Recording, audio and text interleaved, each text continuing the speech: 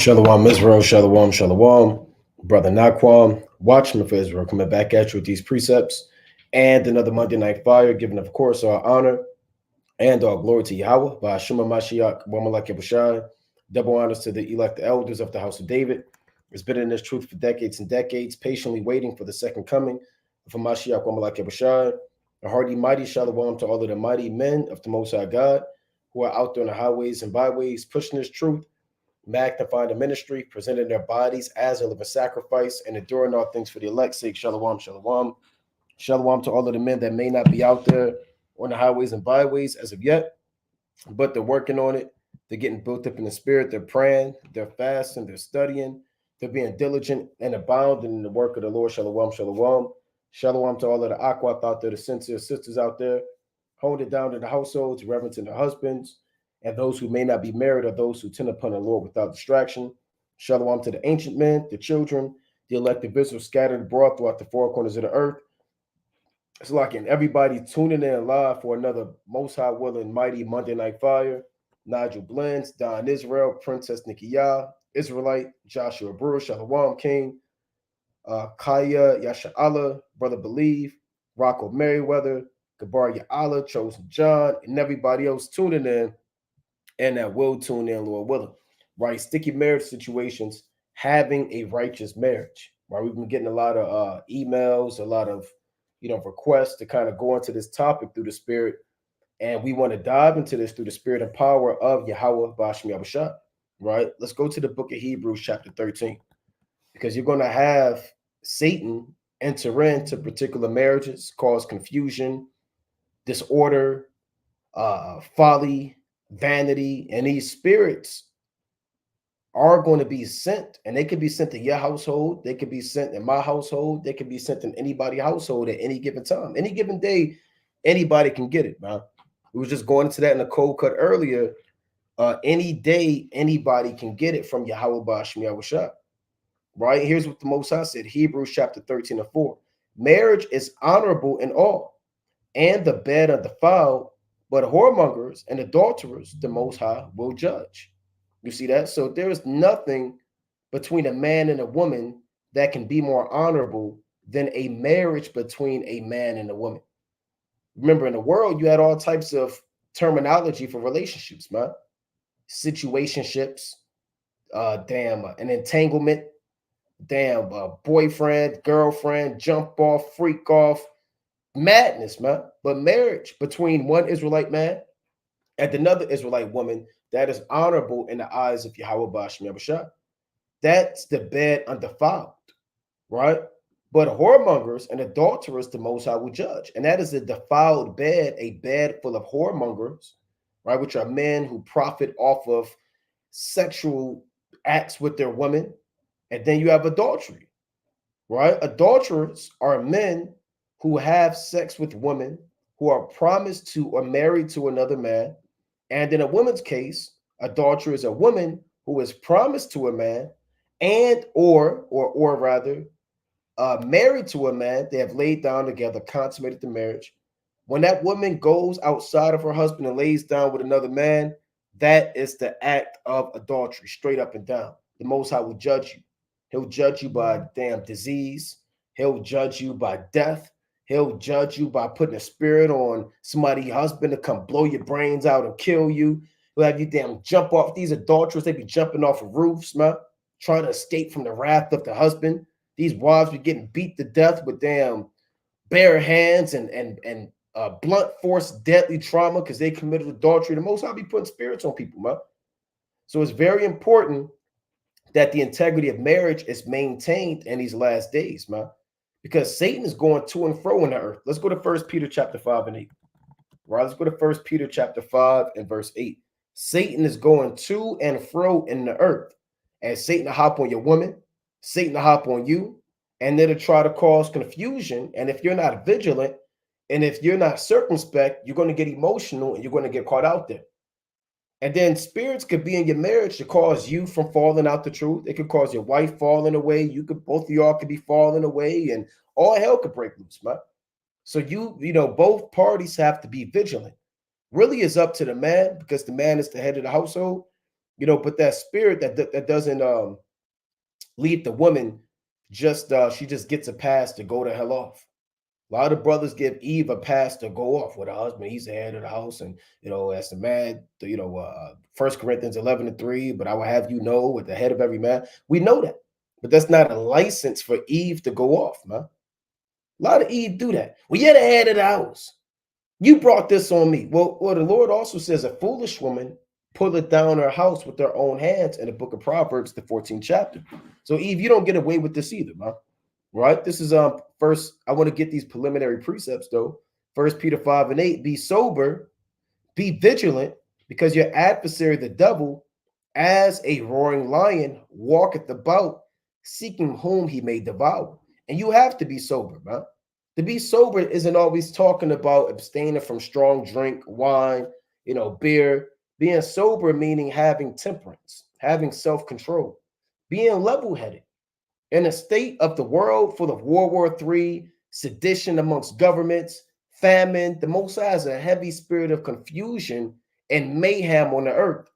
And that spirit doesn't always just rest in Iran or Lebanon or Russia or the state of Israel or these foreign European nations. That same spirit can enter into your house, man. And if you're not level-headed and you're thinking emotional, you're not going to realize that spirit has entered into your house. Neither are you going to be able to discern why things are in a disarray in your household. Let's pull this up. Right, Shalom, King. Shalom, King.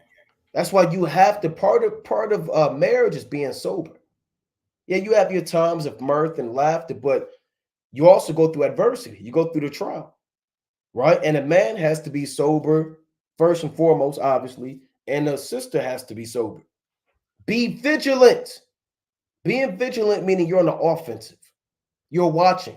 They have something called night vigils, where you have men and women that stay up all night. Usually someone passed. Maybe they got shot by the police. They put the teddy bears out. They died in the damn drug bust, gang related, and they put the candles out, the murder bears. They tied to the pole. And, they do that in the hood. Edomites, they have actual vigils. So they'll get real candles.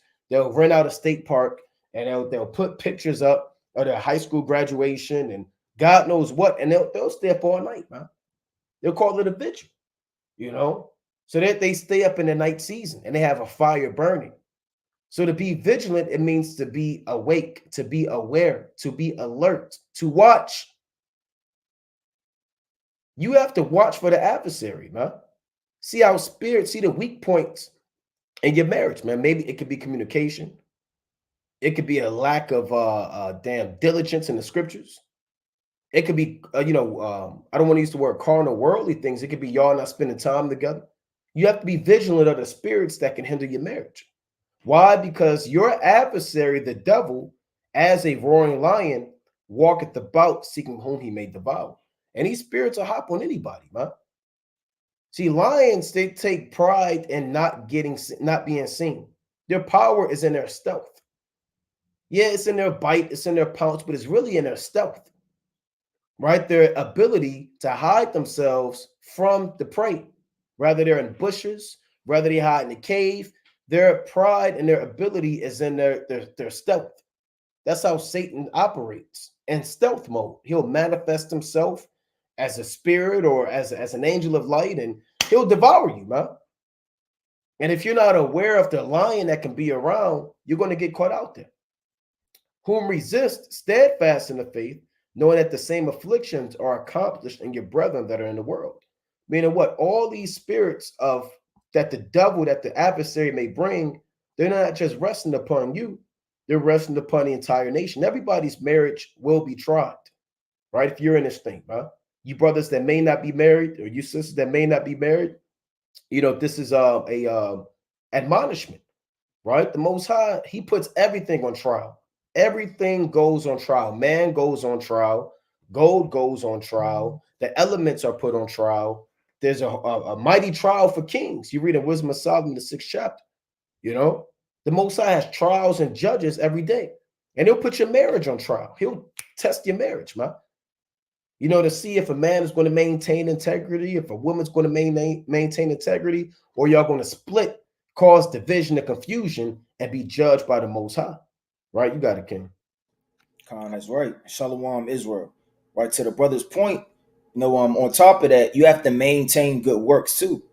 So a lot of brothers, they may have a good week or a good month with their household, their wives or their husbands, but you have to maintain that integrity and that good work, man. It doesn't matter if you give her roses, read to her, right? Take her out, do nice things to your wife and or your husband, right? You cook, you clean, right? You may run his bath water, may have his highlights ready, whatever the case may be. You have to maintain those things, man. When things aren't maintained, what happens? If you don't maintain an oil change, your car is eventually going to do what? It's going to stop working. It's going to literally roll into a ditch while you're on the side of the road or break down. If you don't maintain your tire pressure, it's going to come a time where your tires are going to get flat as you're rolling. And guess what? You're going to end up at a ditch. If you don't maintain different things in a household, right, you got a leak, right? God knows what can happen in your household by you not maintaining it. The same way you have to be diligent and maintaining that first love and that respect, the same way you did when you were first, courting your woman, man. When you were first courting your woman, you didn't want anything to be out of line or a red flag. I don't want her to look at me this way. You were quick to apologize. You quick to open the door. You quick to show love the same way as a woman, man. Right? You're not showing your horns. You're not going off. You're not yelling. Right? You're not being contentious. You got that soft, mellow voice, like you innocent or something, man. Right? But then over time, right, that spirit just dies out. Same way with the Most High. A lot of people on a spiritual level. You don't want to have that zeal of love and ravish with the Most High. And over time, it starts to decay, starts to feel burdensome. Right? You used to want to cook for your husband. As soon as he come home, I know he can't wait to try this. I got a new recipe. Right? Next thing you know, thrown it in you threw it in the oven, man, and put it on 200 degrees to whenever he come home.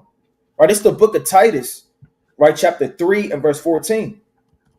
And let ours also learn to maintain good works for necessary uses, that they be not unfruitful. Right? So the more you do the works and you withdraw from it, the fruit of it could be what? It could be nothing, man. It could be worth nothing. You don't want to have all your works of your marriage, things you built up. And in the world, a quick point, you have people in the world, they'll be married for 10 years. And then you hear about a divorce. And it's like, how? Why? What the hell happened? 20 years, you hear about a divorce. Right? 30 years, you hear about a divorce, man. Right? So, these spirits aren't just trying you for your first 2-3 years. They're going to be trying you even until your third year, even to your 9th year, even until your 20th year. God forbid we're still here, even until your 25th year. Right? Satan is going to always try your marriage. You got it. Right. And that's part of this truth, man. Right? That's part of this truth. Right? Part of this truth is also understanding Satan is going to come in. And if you're not aware, if you're not diligent, you're going to think that this thing is of the world, man, where you're in that cupcake stage, honeymoon stage, and you're not going to be tested, man. Everything has to be tested, like we were saying, man. And that's an excellent point the brother brought out, that you have to maintain good works, man. And a lot of people, you don't know where to go when it comes to marriage, man. Well, the scriptures are your counselor, man. Now you have brothers that can counsel, you have men that can counsel, but a lot of people just go straight to, we need to get counsel, right? Well, let's do this, let's do this. And you didn't even apply what's written in the scriptures, man. The foundation of marriage is in Ephesians, the 5th chapter, man. Let's go to Ephesians chapter 5 real quick.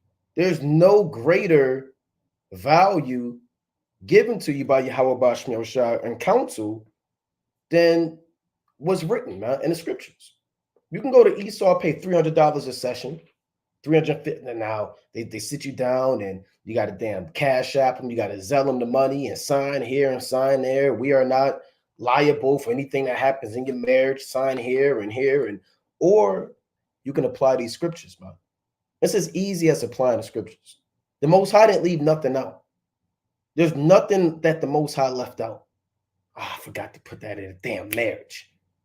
The Most High is not just he's not just ICBM missiles, man. Anytime you open up the Bible, you're looking for missiles. And damn the earth opening up, man. The Most High covers everything. right? This is Ephesians 5:22. Wives, submit yourselves unto your own husbands as unto the Lord, right? So what does this mean? It means you submit to your husband. To be submissive, it means that you understand that you are under him, right? The word sub, meaning under, mit means really to send. So you were sent to be under your husband, right? Meaning your husband has authority over you and righteousness, not authority to damn yoke you up by the collar, not authority to handcuff you to the stove, man. You know, and you can't move nowhere. You get your damn potty, man. Give you a potty and then handcuff you, throw some clothes at you, say I'll be back. This isn't a damn scary movie, man. Submission and righteousness. And then one more point: a lot of my wife don't submit. Well, brother, first of all, she has to submit. Second of all, brother, you're not giving her nothing to submit to, brother. Right? You don't do nothing. You sit at home all day eating cornflakes. You play video games all day. You damn, you're out of order. You don't read. You have no masculinity attached to you. Right. And you're just sitting around. What do you expect her to do? My wife won't submit to me. Well, brother, that's because look at you, brother. You got a cap on with the helicopter on it, man. The damn big lollipop in your hands. Your hands always sticky with damn glue. Brother, you have to give your wife something to submit to, man.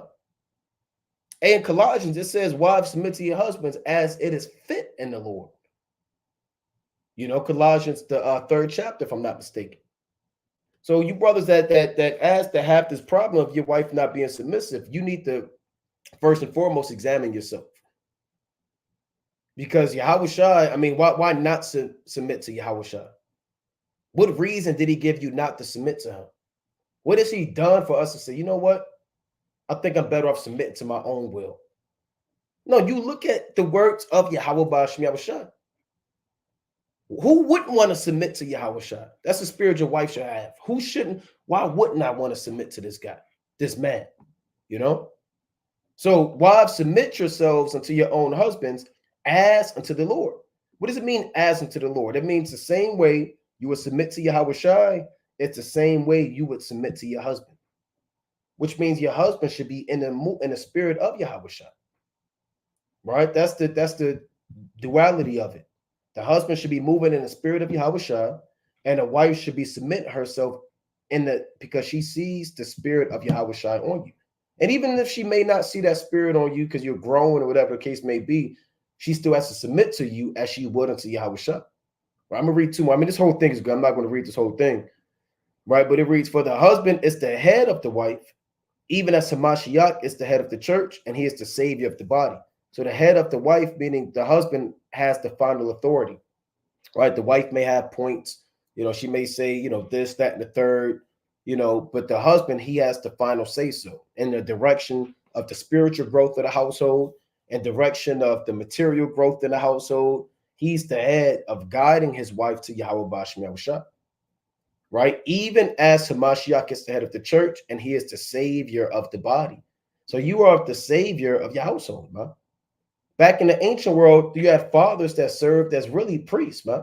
What we call a patriarchal priesthood. Job, Abraham, Isaac, all these men were mediators between God and their households. They did sacrifices on behalf of their household. Job sanctified his children, man, and did offerings and said, it may be that they have cursed God in their hearts, man, and sinned.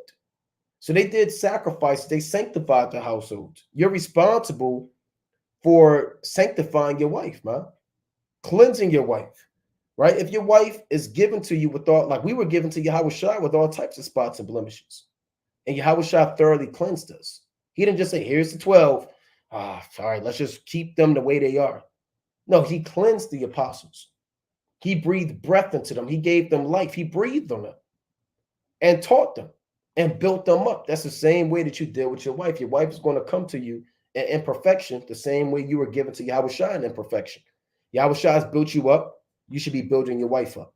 Your wife should not be on the same level she was the day you met her, and to tell y'all been together God knows how long, and she's just on the exact same level. That's a reflection of you.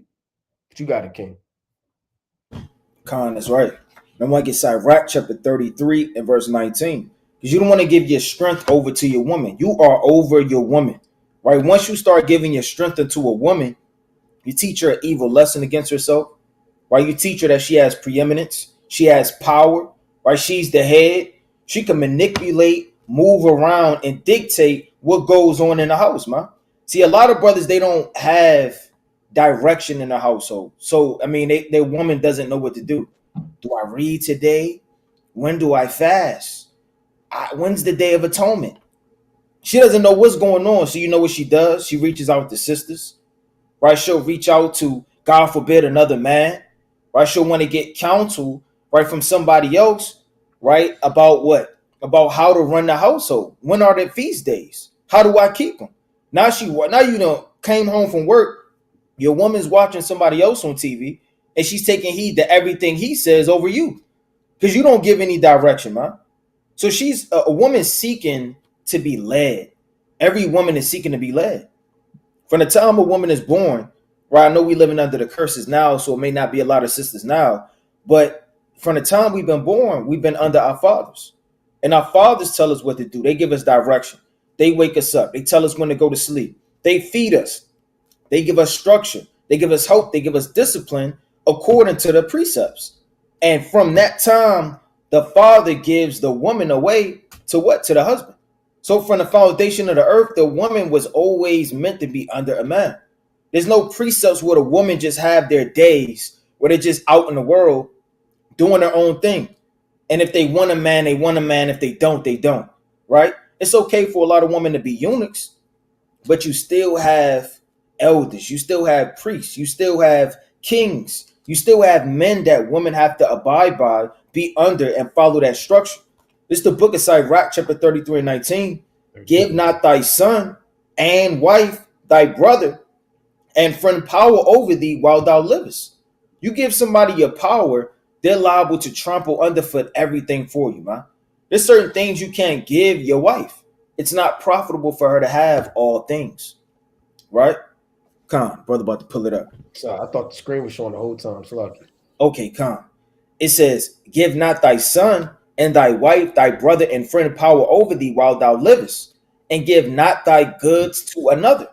Right? You don't want to give all your goods and make yourself equal to your son. Right? And gave him all of the codes to your bank account, a key to your house, a key to the safe. Right? You done made your son your equal. Now he's not going to have, well, he's going to feel like he's equal to you. He could boast himself against you. It says, lest it repent thee, and thou entreat for the same again. As long as thou livest and hast breath in thee, give not thyself over to any. And that goes into giving your strength, right, unto anybody, but you don't want to give your strength unto a woman, man. Right? A lot of sisters, they'll manipulate a lot of brothers. If I don't get this, then I'm leaving. If I don't do this, I'm going to my mother's house. If something don't go my way, XYZ, and they'll give you a dilemma. And if you're not in the right spirit and you thinking, I don't really know what to do. See, a lot of brothers, they give their strength over to a woman for the sake of the house being out of order. So like if for the sake of the house being in order, when they don't know that it's their wife in the first place is making the house out of order, right? You got to be able to have a strong level of discernment, you know, because your wife wants to go on a girls trip, God knows where, and you say no because there's smoke and devilish activities, right? And she pouts about it and wants to leave. Brother, that's not your house being out of order. That's her not taking structure. So for the sake of that, a lot of brothers may bend, right, for their woman to have their way for the sake of peace in the house, when that's not a sensibility to have peace in the house. Sometimes you have to be able to rebuke, admonish, sit down, right? These are things that is a high level of discernment. But for the sake of peace, you don't want to give yourself over to a woman too. But you got it. God, and I want to get this in Genesis, the 3rd chapter, right? Because it goes back to the structure that the Most High set up from the very beginning, right? There's order that the Most High set up. And you know, a lot of brothers, man, they got something. I mean, They call it simps. There's a word they call a simp. A lot of brothers are you're simping to your woman, man.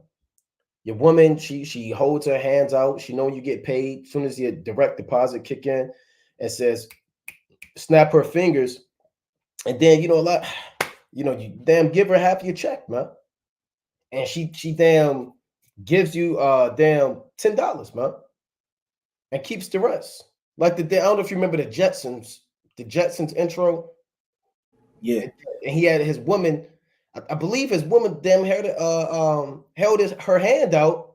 He took his wallet out to give her some money. She took the wallet. Right? Oh, yeah, and he kind of peeled it open. Yeah. And then she kind of gave him a little bit of from. If you ever seen the Jetsons, then you missed out. Right? But that's what happened, huh?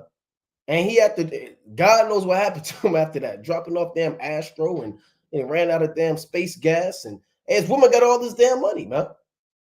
So you don't want to be a fool, right? You don't want to give your strength over to your woman mentally, right? She's damn running laps around you, damn manipulating you, and you're confused. And maybe I did go off, right? No, brother, you was at camp, brother.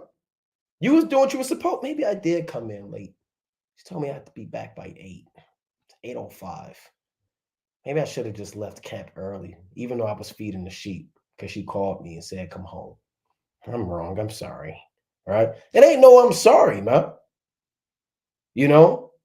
So you gotta have this spirit where brothers maintain integrity, man. Right? This Genesis 3:16.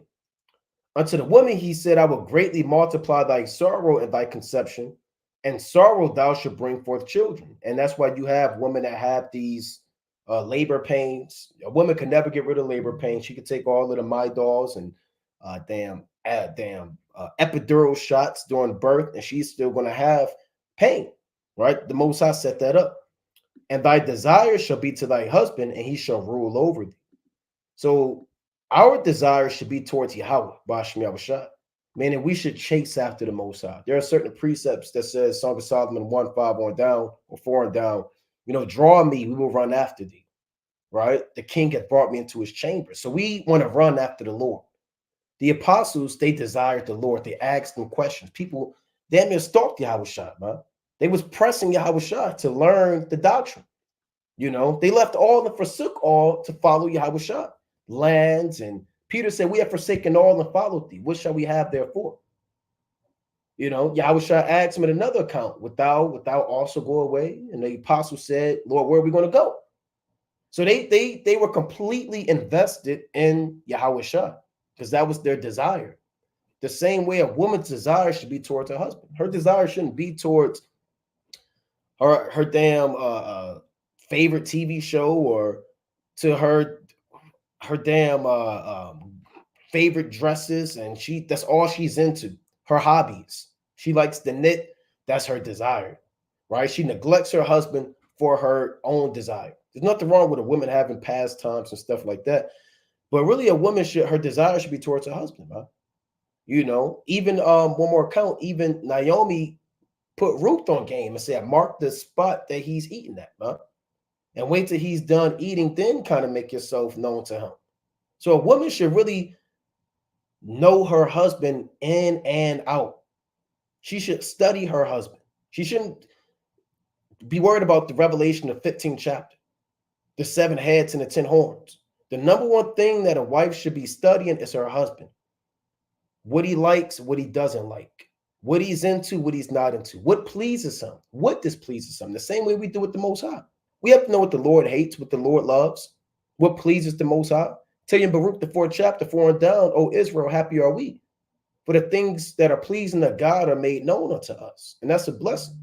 So the same way with your rib, the things that are pleasing to you should be made known unto her. Sometimes a woman picks that up, she'll study things. Sometimes it got to be communicated, and then, because your woman ain't a mind reader, but the point is, her desire, her whole spirit should be dedicated on studying her husband and learning her husband, that she could make sure that she's pleasing her husband. That's her whole end all be all. And that's something that's not really put out in this society, because a woman's desire in this society is towards her career, towards her college degree, towards, like the brother said, these girl trips in Miami, man, freaking off, fashion, sex, lust, being free, an independent black woman. Your desire is to, if your desire is not towards your husband, it's toward Satan. It's toward the world.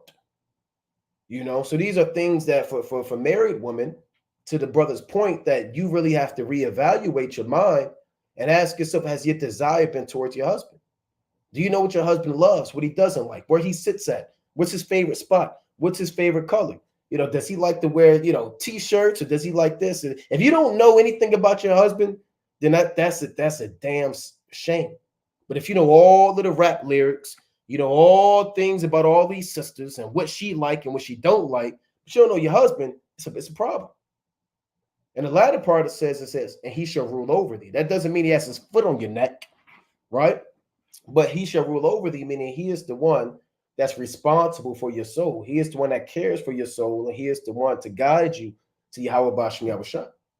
Roger, want to bring that up. Con. And sisters got to ask themselves, who told you being under your husband was a bad thing, man?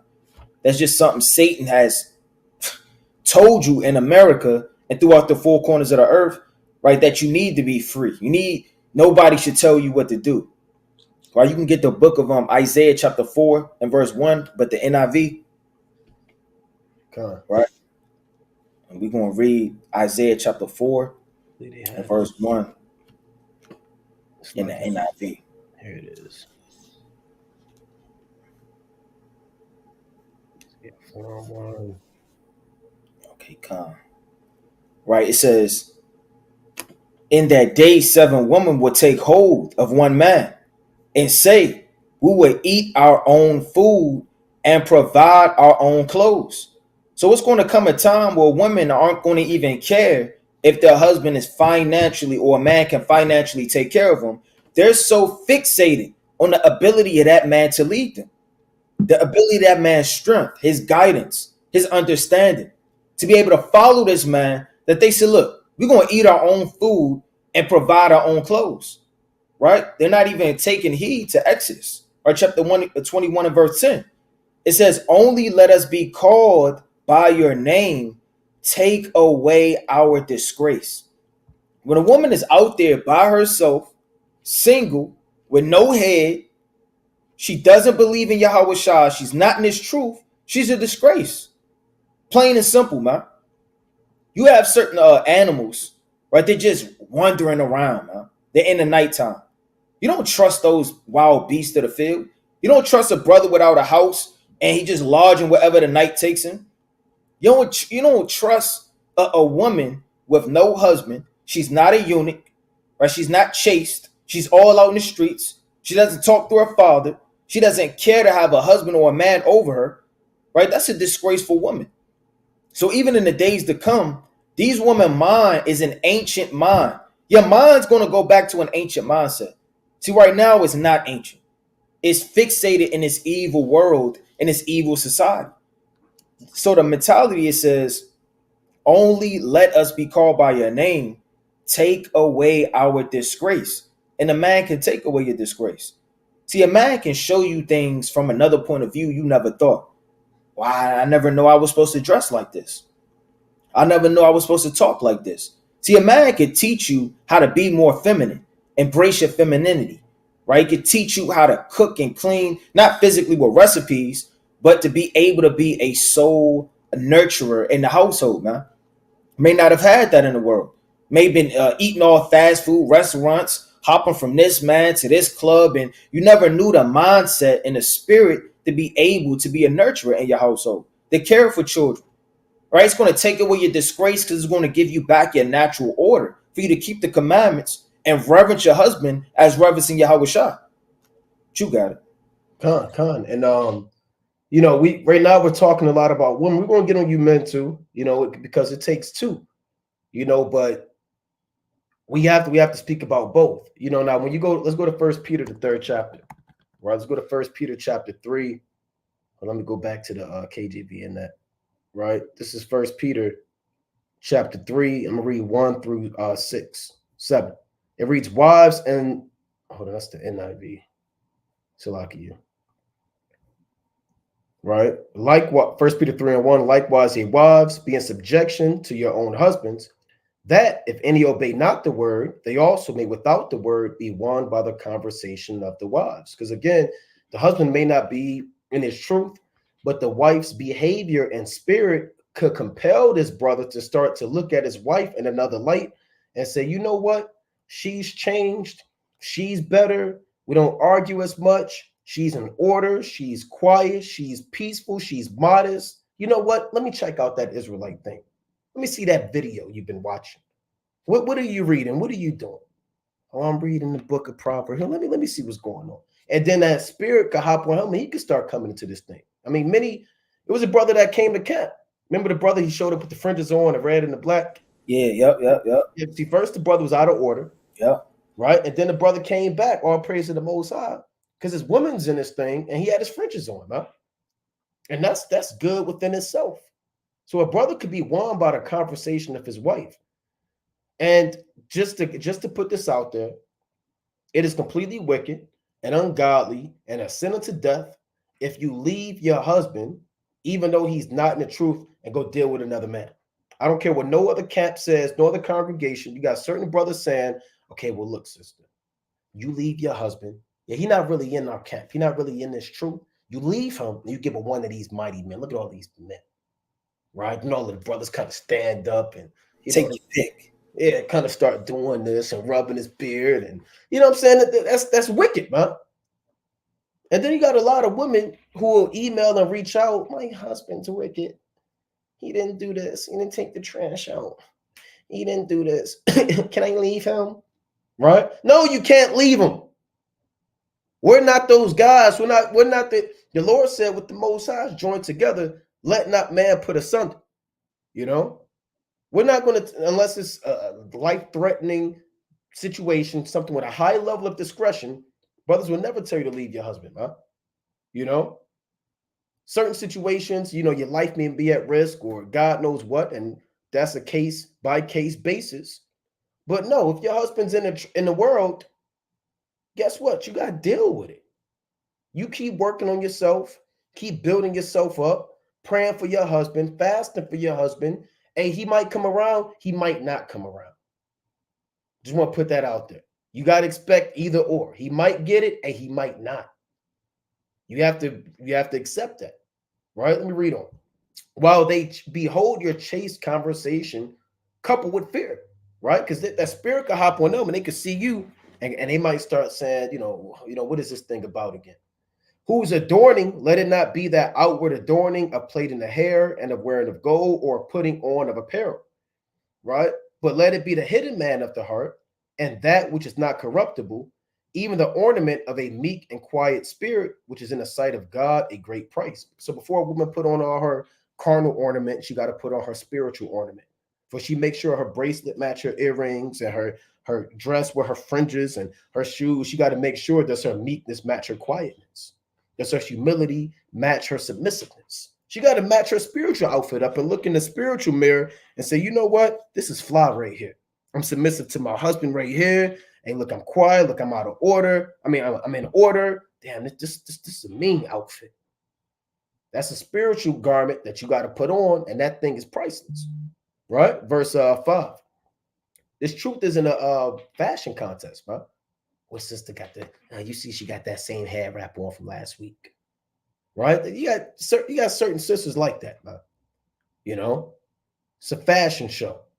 Verse 5. There's nothing wrong with a woman looking good and taking care of herself. See, we always got to qualify. You know, we always got to qualify because we in this man's world. But like if we at the ancient mind, we shouldn't have to qualify because brothers, you should understand, right? But people get emotional. What do you mean? I can't look like, yeah, you can. You can take care of yourself, but that's not the primary focus. I'm going to read 2 more. For after this manner, in old time, the holy women also, who trusted in God, adorned themselves, being in subjection unto their own husbands. So back in the ancient world, this is how they used to dress. That's how they used to dress, with a meek and a quiet spirit. Sarah, Rebecca, Rachel, Leah, Esther, Judith, Martha, Mary, Susanna. That's what they wore.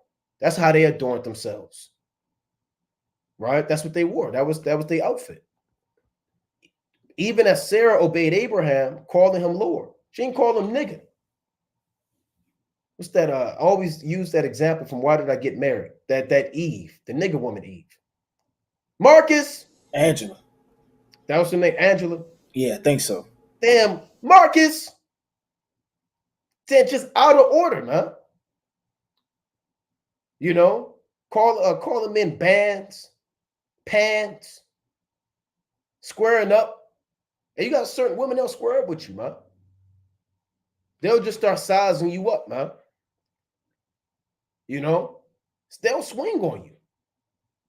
They'll pick up a damn pot and throw it at you. Sarah called Abraham Lord. Right? How many women call their husbands Lord, man? Whose daughters they are, as long as they do well and are not afraid with any amazement.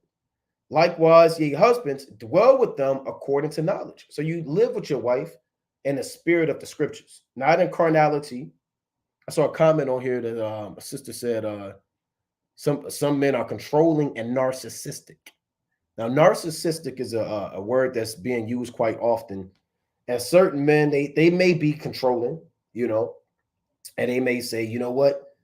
I'll say two things, not to be long-winded. One, a man might be controlling, and he might say, you know what? Put this damn ankle monitor on. I want to follow, you know, whatever. Right? He might say, you know what? You don't get no phone. I'm your phone. Right? You don't need that. Right? No phone for you. Hey, cut your father off, cut your mother off, cut your sisters off, cut your cousins off. I'm your cousin. I'm your mother. I'm your father now. That's off, man. Now that's a spirit you got to watch. But also you got wives or women that may say my husband's controlling, and that's in your own mind because he's giving you structure and order. But in your mind, he's controlling. Right? He told me to read. I got to read 5 chapters, and I have to cook dinner, and then I can't go out with the girls anymore, and he's controlling me. Well, that's not controlling in a worldly, demonic sense. You know, so I want to qualify that too. You know, but let me read on. It says, dwell with them according to knowledge, meaning according to the knowledge of the Most High, these scriptures, giving honor unto the wife as unto the weaker vessel. So what does that mean? You understand that your wife is not on the same level as you when it comes to emotional competency, when it comes to the knowledge of the Most High, when it comes to certain things. Therefore, you have to deal with your wife according to the spirit that the Most High gave her. The same way you may deal with a brother who may not be fully equipped, or a brother that might be new in this thing. You handle that brother delicately, you know. It's like you handle a vessel that could break. You don't handle your wife. If me and Araya get into it, I'm not going to talk to Araya. He's not going to talk to me how we talk to our wives. You know, it's going to be a different level to it because our wives are weaker vessels, you know. And as being heirs together of the grace of life, that your prayers be not hindered. So brothers have to understand that y'all are heirs together. You know, y'all are one flesh in this truth. And if you going to hell off as a man, your prayers are hindered, man. The Most High's not hearing all your prayers, and all your works are counted as dung because you're looking at your wife as a what they call a damn mat, man. You know, a damn stomping ground. You kick the door down, you grab her by the damn collar, say, get in the damn kitchen. You know what it is. All right? I was praying. Shut up. So you got brothers like that, which is wicked. You give honor to your wife as unto the weaker vessel, right? Otherwise, all your prayers and all your works are counted for naught. You got it, King. Yeah, and no calling your woman out their name too, man. Right. Got a lot of brothers that, call women, different words, and they try to justify with the scriptures, and try to get off with what the scriptures say, and they breaking down the scriptures wrong. So a woman first has to be patient. She has to inquire. She has to get counsel. But most importantly of all, she has to read. See, a lot of women, they get manipulated because they don't know the scriptures. Well, I thought it was mandatory to, well, sister, you should have read first. No, you should have prayed first. You should have got counsel first. See, all of these backdoor marriages and nobody knows nothing about what's going on. You show up with a third wife, man. Backdoor marriages, right? Sticky situations, right? This woman didn't know the truth. You laid with her, then you open up the Bible, blow all the dust out it, and now you telling her Ephesians the 5th chapter, man. Now she's under the yoke. She don't know what's going on, and she's trying to figure out what the hell happened, man. Right. Yeah. Right? You don't want to be that type of brother that's manipulative, man. So it takes patience, and it takes a woman to read, and you have to be a righteous brother to want to lead your woman, man. Right? Go ahead, Ken. It's like it real quick. A brother did that, man. Right. He'll go around. He'll be popping these different women that are kind of, trying to new come in this thing, proselytes, new sisters. Then he'll open up, like you said, Exodus, 22, 16, Ephesians 5. And he know they're not really in this thing. And they going to say, I ain't married to you. And say, well, she ain't want to be my wife. She left. So they just move on to the next one. So they craft and they plot and pop. Right. All these women knowing they're not in this thing. Right. They're going to leave just to say, yeah, she left anyway. And they move on to the next woman. Right. Like that's a get out of jail free card, man. Right. To go around violating the daughters of Zion. Right. This is the book of 1 Samuel, right? Chapter 1 and verse number 5. And you have to give your wife honor and respect, man. And not treat her like a dog. Right. This is the book of 1 Samuel. Chapter 1 and verse 5. Right. It says, but unto Hannah he gave a worthy portion. So whatever it is, you could give your wife a worthy portion, man. You can help her out, right? Whatever it is, you can help her open up a business, give her a wealthy portion of things in the household, and have her set her up in righteousness. For he loved Hannah. And you have to truly love your wife to give to your wife, man. A lot of brothers don't give anything to their wife. I'm not talking about carnally, man. It takes time to hear your wife out. Now, a brother after a 10-hour shift, a 12-hour shift, he's tired as hell. He still has to read. He got to counsel brothers to come home after all of that and still listen to your problems. Hey, sisters can't take that for granted, man. A lot of say, well, he didn't hear me out. He didn't hear me out. Then appeal over to the next day, peel over to the next day. I mean, you got to watch the stress that you're giving your husband, man. You got to see that, this man is hearing me out. The conversation just not going my way. Just because something not going your way don't mean that your husband didn't try to hear you out, or vice versa, right? It says, but the Lord has shut up her womb. So she had a problem going on, right? She was distressed. It says, and her adversary also pervert her sword. And a lot of brothers will come home to their wives, see that they're dealing with stress, problems, and anxiety, and tell them to get over it. You didn't read today. You're not being strong in the spirit. He'll stick his finger in her face. He'll yell at her. He'll call her weak, feeble, nothing, right? You just start calling her out her name. You know what that's doing? That's breaking her down even more. You got to build up your wife and help your wife. So as an adversary was provoking this woman, it says for to make her fret, right? Make her scared, frantic, because the Lord has shut her womb. And there may be a problem going on and your wife don't know how to deal with it. She's getting fret. She's panicking. She don't know what's going on. And as he did so year by year, when she went up to the house of the Lord, so she provoked her. I mean, it's an ongoing thing. It is woman getting provoked and Satan, right, trying to hop on her and overtake her. Therefore, she wept and did not eat. So now it's affecting her eating. Now, anybody know, like, when you depressed, right, you don't want to eat like that. You don't want to sleep. You don't want to do anything. Somebody asks you want to go out, have some fun. Nah. You want something to eat? No. You thirsty? No. You just go into this shell. It says, then said Elkanah, her husband, to her, Hananiah, why weepest thou? And why eatest thou not? See, a lot of brothers will jump straight to the defense. Get your spirit together. Right? You putting spirits in the house. He didn't get on her. He inquired. And if you always getting on your woman, she's not liable to open up to you when it matters the most. If you always sticking your finger in your woman's face and she's breaking down, you know what she's going to do? She's going to go in defensive mode. She's not going to open up and explain the problems and situations that's going on in the household. It says, while eatest thou not? And why is thy heart grieved? Am not I better than thee than 10 sons? And I mean, how many brothers could truly say that? Am I not better than thee than 10 sons? So he knew that he loved her. He knew that he was there for her, right? So the spirit that he had, he knew that he was a righteous husband and caring for her. So he said, well, what's the problem?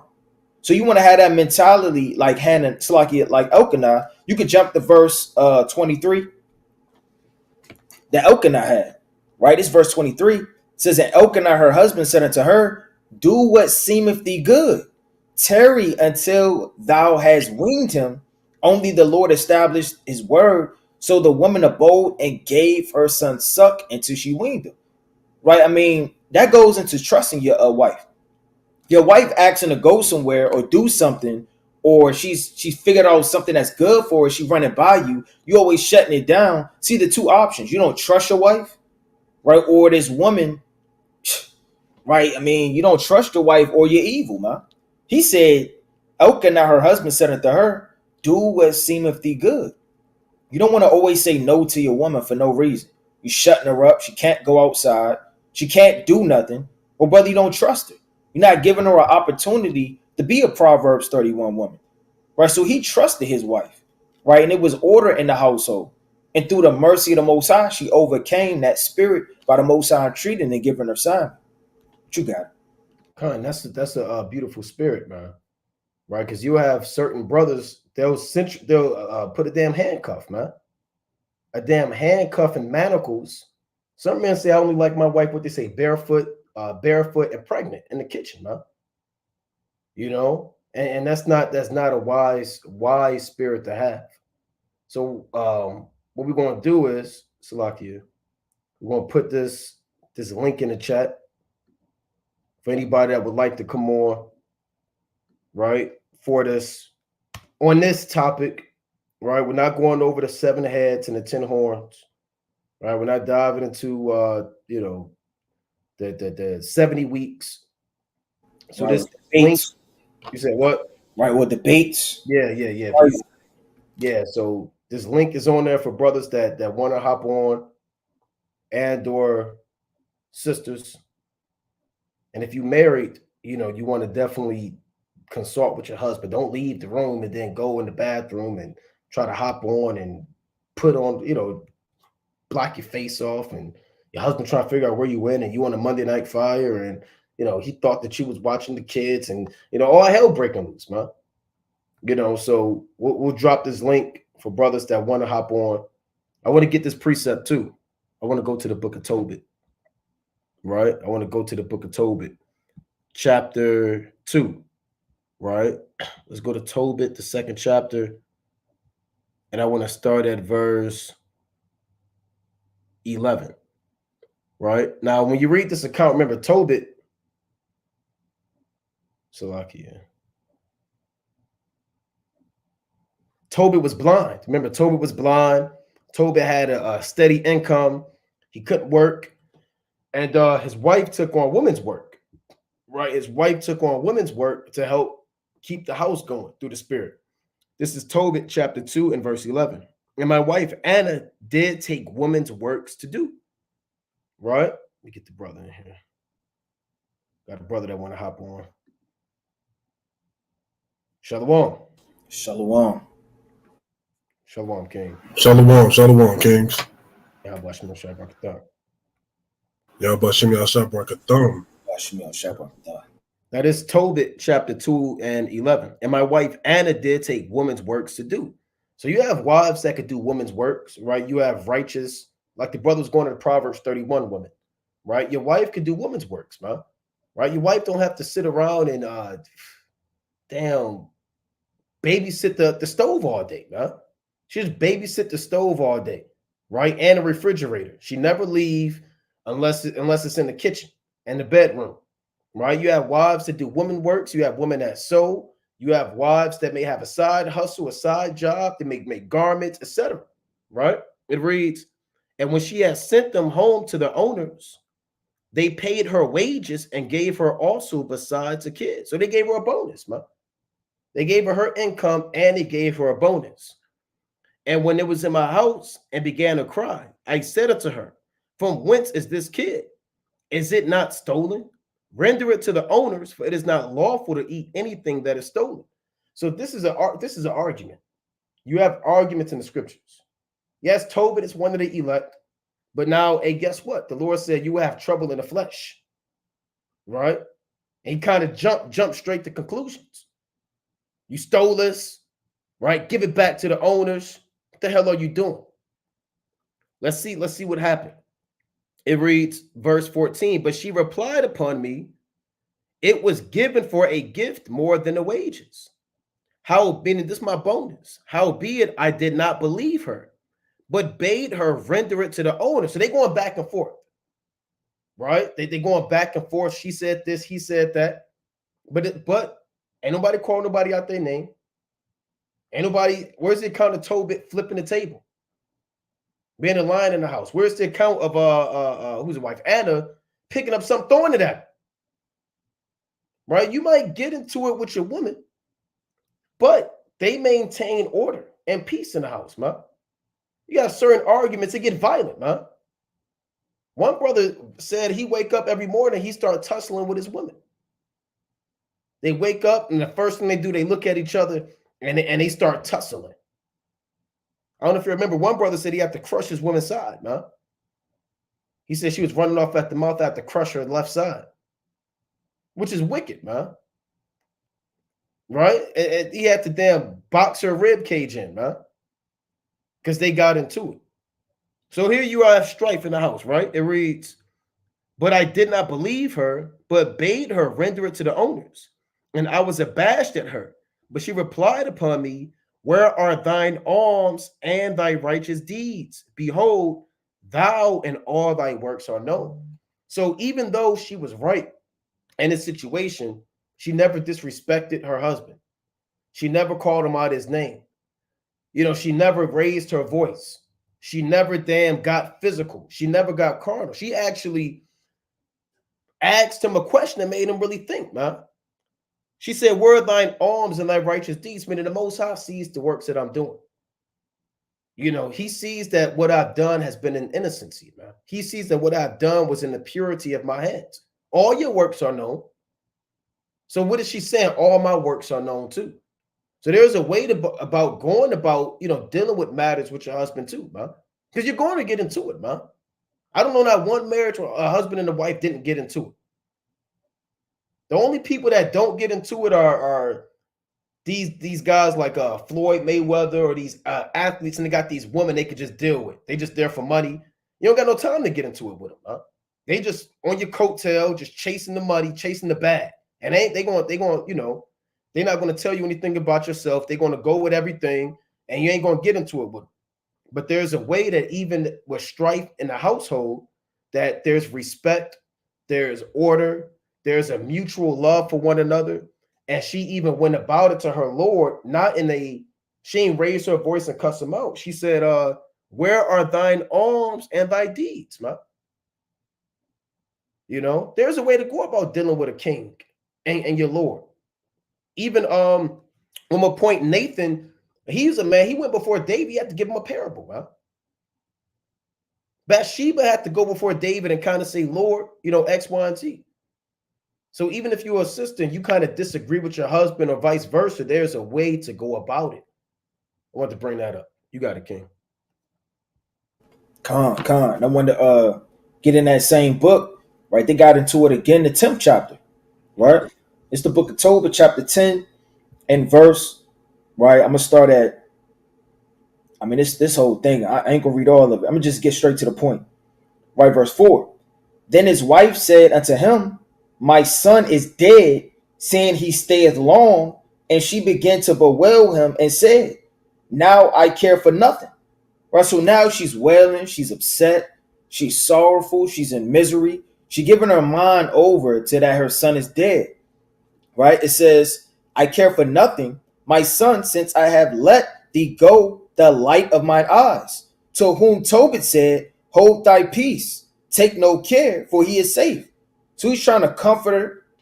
He's trying to help her. He's trying to uplift her. It says, but she said, hold thy peace and deceive me not. My son is dead.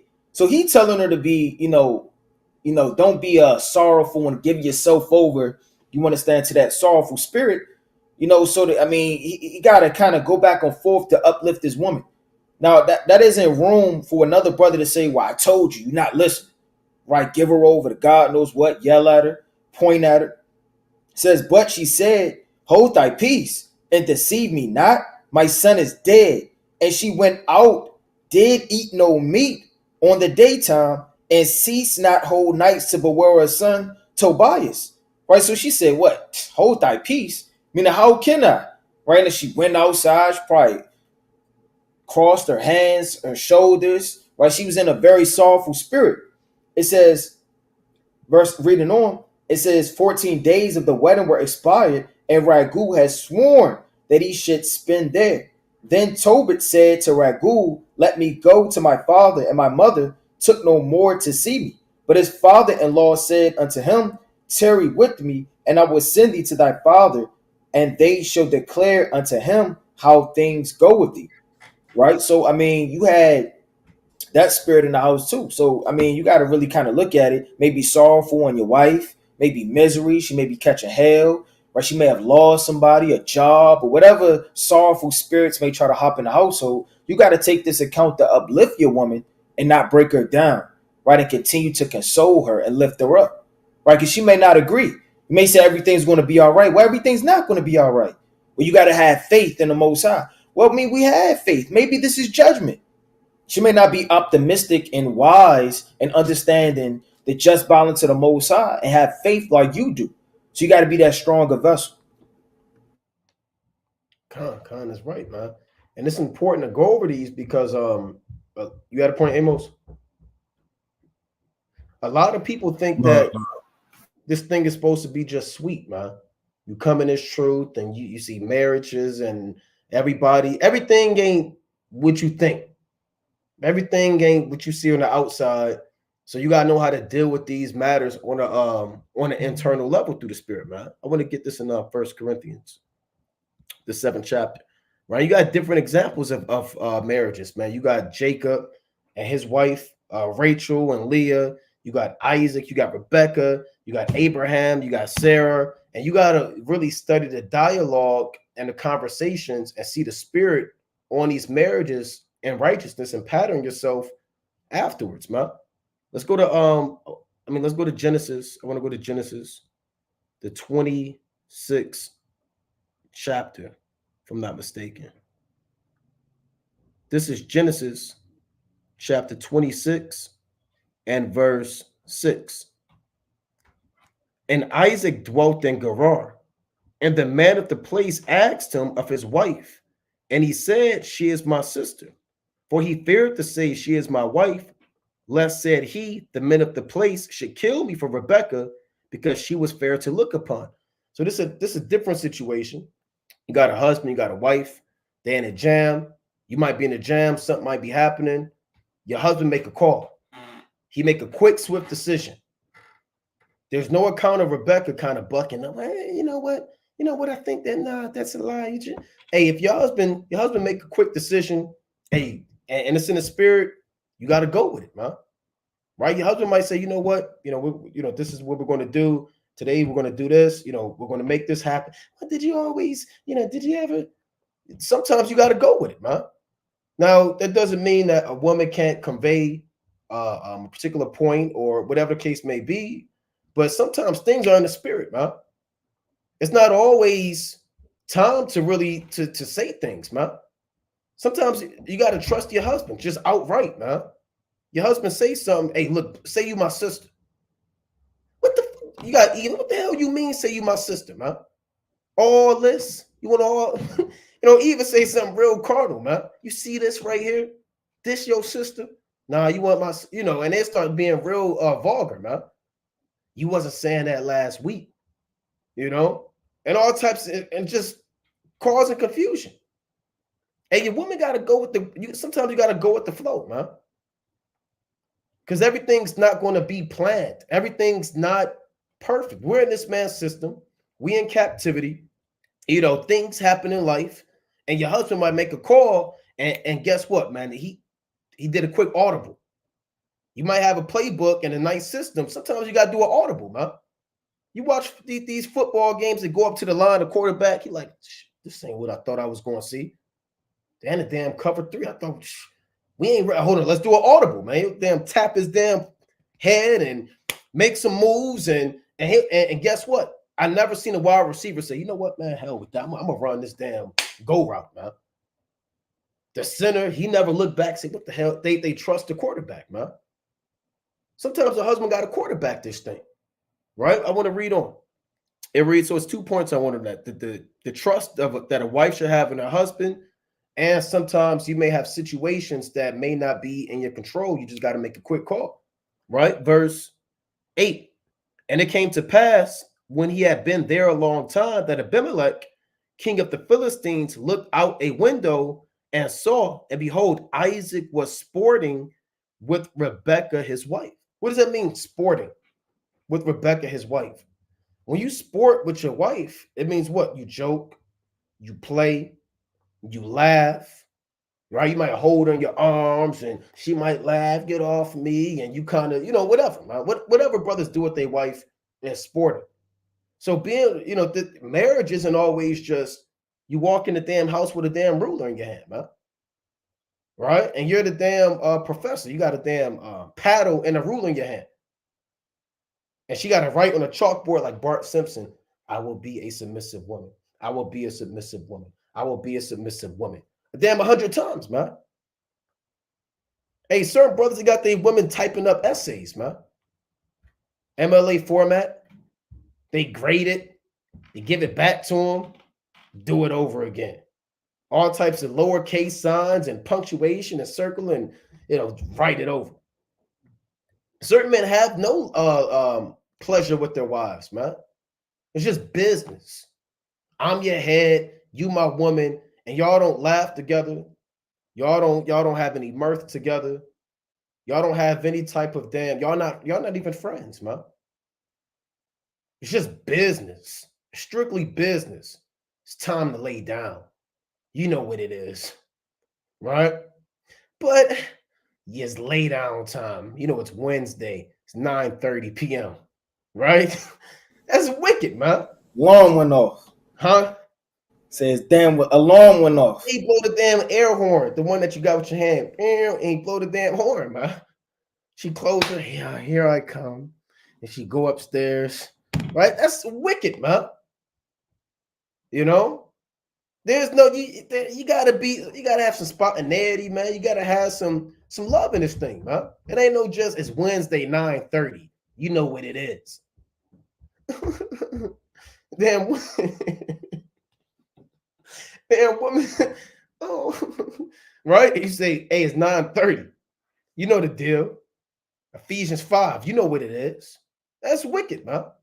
So you want to have a spirit of mirth, spirit of laughter. You want to be, a friendship. You want to have that spirit that Isaac and Rebekah had with your wife too, man.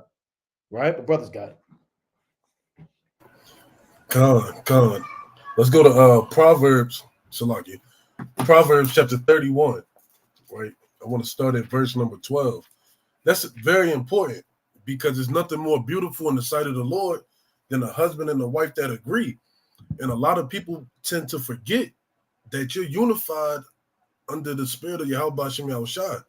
Like the brother said, this isn't a just straight business, right? You're my woman, I'm your man, we're going to coexist. No, the Most High gave you a gift, and you're supposed to cherish that gift and love that gift, and vice versa. Women are supposed to honor their husbands as they will honor the Lord. That's extremely important, right? The unionship of marriage is the start of Israelite righteousness, right? Love starts at home. You can't expect your children to step outside of this world or step outside into the world and keep the commandments and show love, show brotherly love, show sisterly love, and they don't see that time in and time out when they come home. Right? It's countless councils we done been on hearing the most wicked stuff in the world. Like the brother said, a brother crushing his wife's side, right? Or a brother making his wife sleep outside. or brother, it's all manner of wickedness that happens. It's because people don't understand that there's nothing more beautiful in the sight of the Lord than a man and a wife that agree. Right? So this is Proverbs chapter 31 and verse number 12. And it reads, she will do him good and not evil all the days of her life. So you want to make sure as a woman, you're being your husband's, pillar of rest. Being the one that he can come home to, right? And not have to be so masculine all the time. Well, you're supposed to continue that masculine, but so hard. Always walking around with an austere face. Sometimes you want to lay in your wife's, bosom. She rub your back and you smile. That's the beauty of marriage. Right? Now let's see the counteract of not being, beautiful with your husband or not showing him good all the days of his life. Let's go to 2 Samuel chapter 6. Right? And I'm going to start at verse, let me see, I'm going to probably start at verse number 20. Right? So this is 2 Samuel chapter 6 and verse number 19. I'm going to start at 18. And as soon as David had made an end of offering burnt offerings and peace offerings, he blessed the people in the name of the Lord of the hosts. Right? So this is after David, brought back the ark of the Lord. Right? We will all be turning up if the ark of the covenant got brought back into Jerusalem. Right? The type of parties will be going on. Right? Brothers spilling wine because they're so excited. The children running around. The cymbals and the horns playing. It's going to be a huge turn up. Right? Right? And he dwelt among all the people, even among the whole multitude of Israel, as well to the women as men. So David was going to and fro, right? He was being a man amongst the people, right? Sipping wine here, giving bread here, laughing here, giving hugs there, right? It was a huge turn up going on in Zion, right? To everyone, a cake of bread and a good piece of fish and a flagon of wine. So all the people departed, everyone to his house. Then David returned home. David returned to bless his household, and Michal, the daughter of Saul, came out to meet David. Right. So everybody's been in this situation, right? A spirit to hop on you, or a spirit to hop on your wife, or sisters who are on here, a spirit to hop on your husband. Right? They see you in mirth, they see you in happiness. That smile turned into a frown. Who does this nigga think he is coming in here happy? I know this nigga is not coming in here, this and that. Look at this sister, this and that. You know how Jake do. You got to get into this thing. Right? This ain't a white man's book. This is our book. So things are very vivid. So Michal saw David return. And it came out to meet David and said how glorious was the king of Israel today. Right? Being smart. Don't nobody want to come home after you have a great day. You have one of the best days of your life, and you come home. How good was your day? Why you so happy? Right?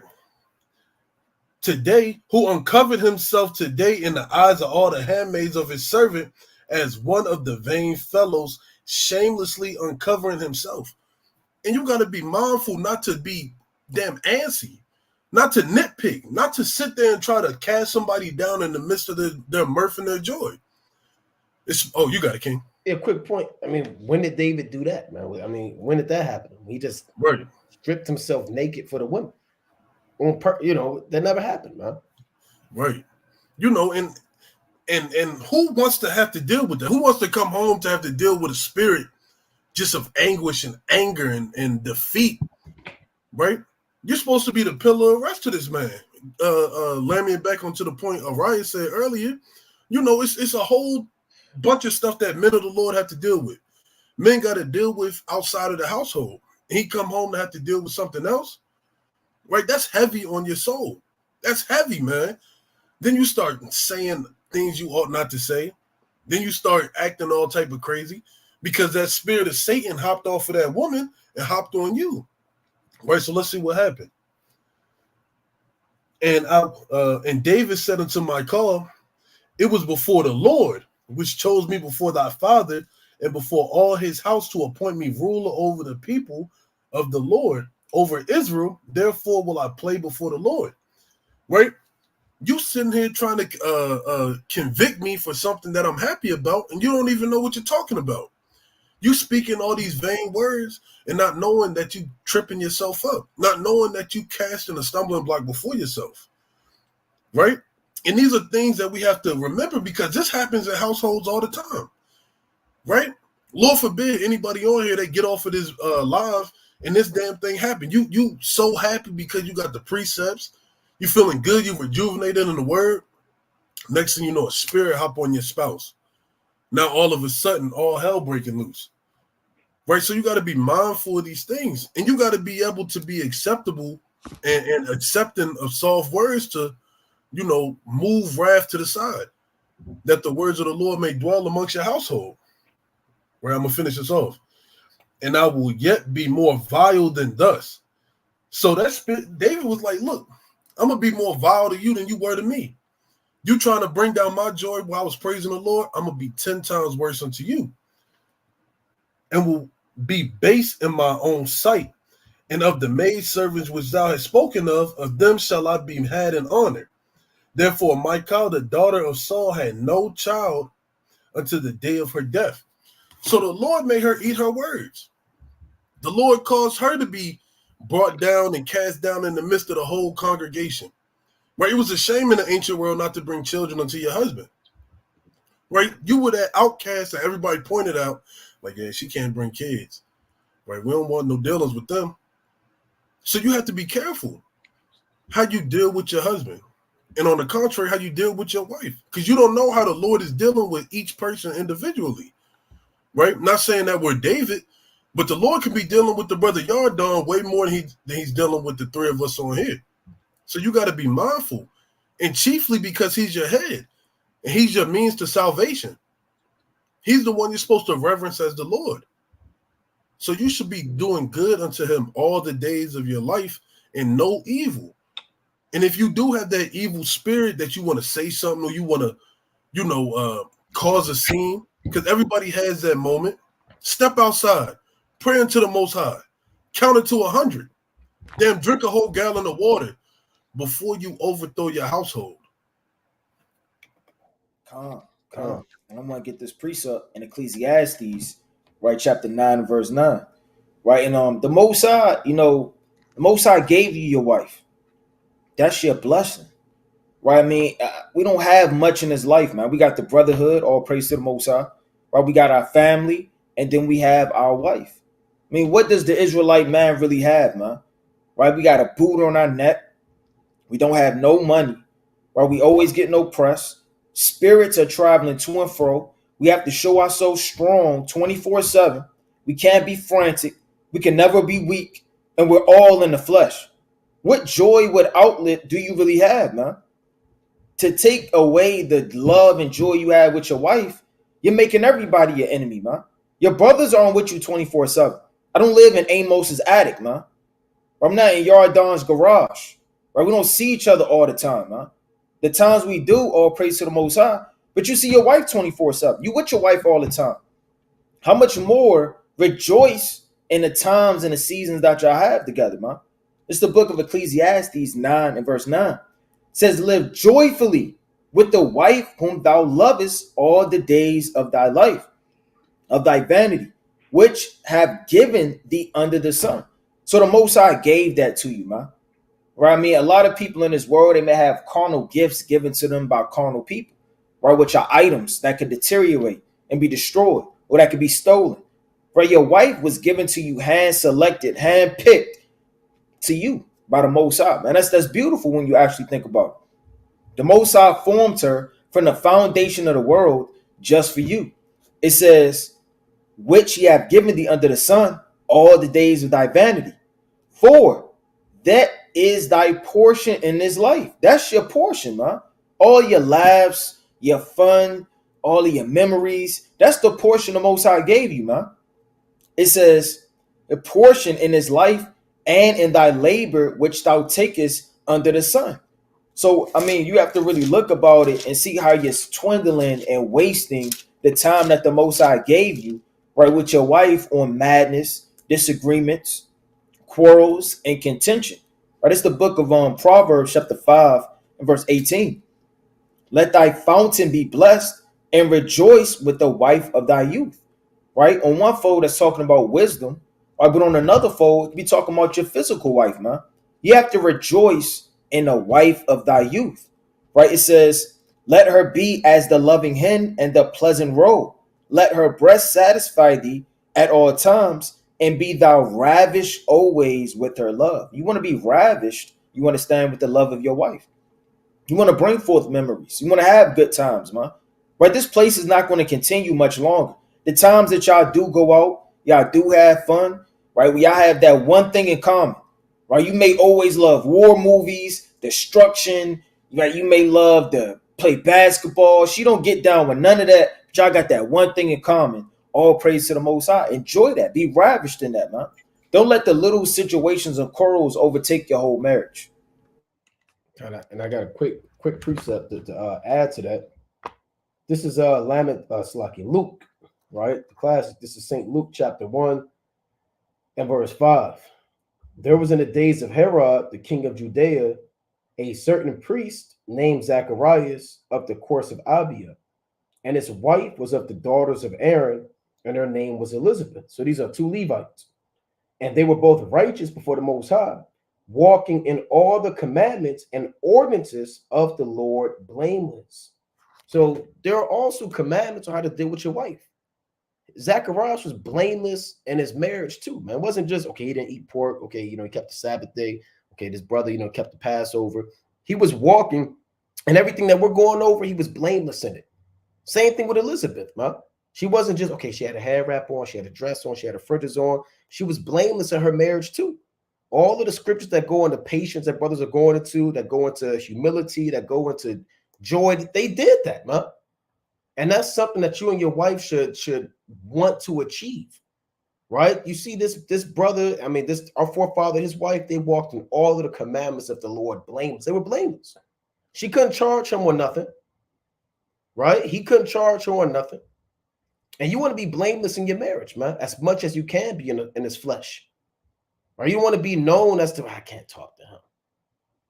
I'm reaching out to brother Yaradan.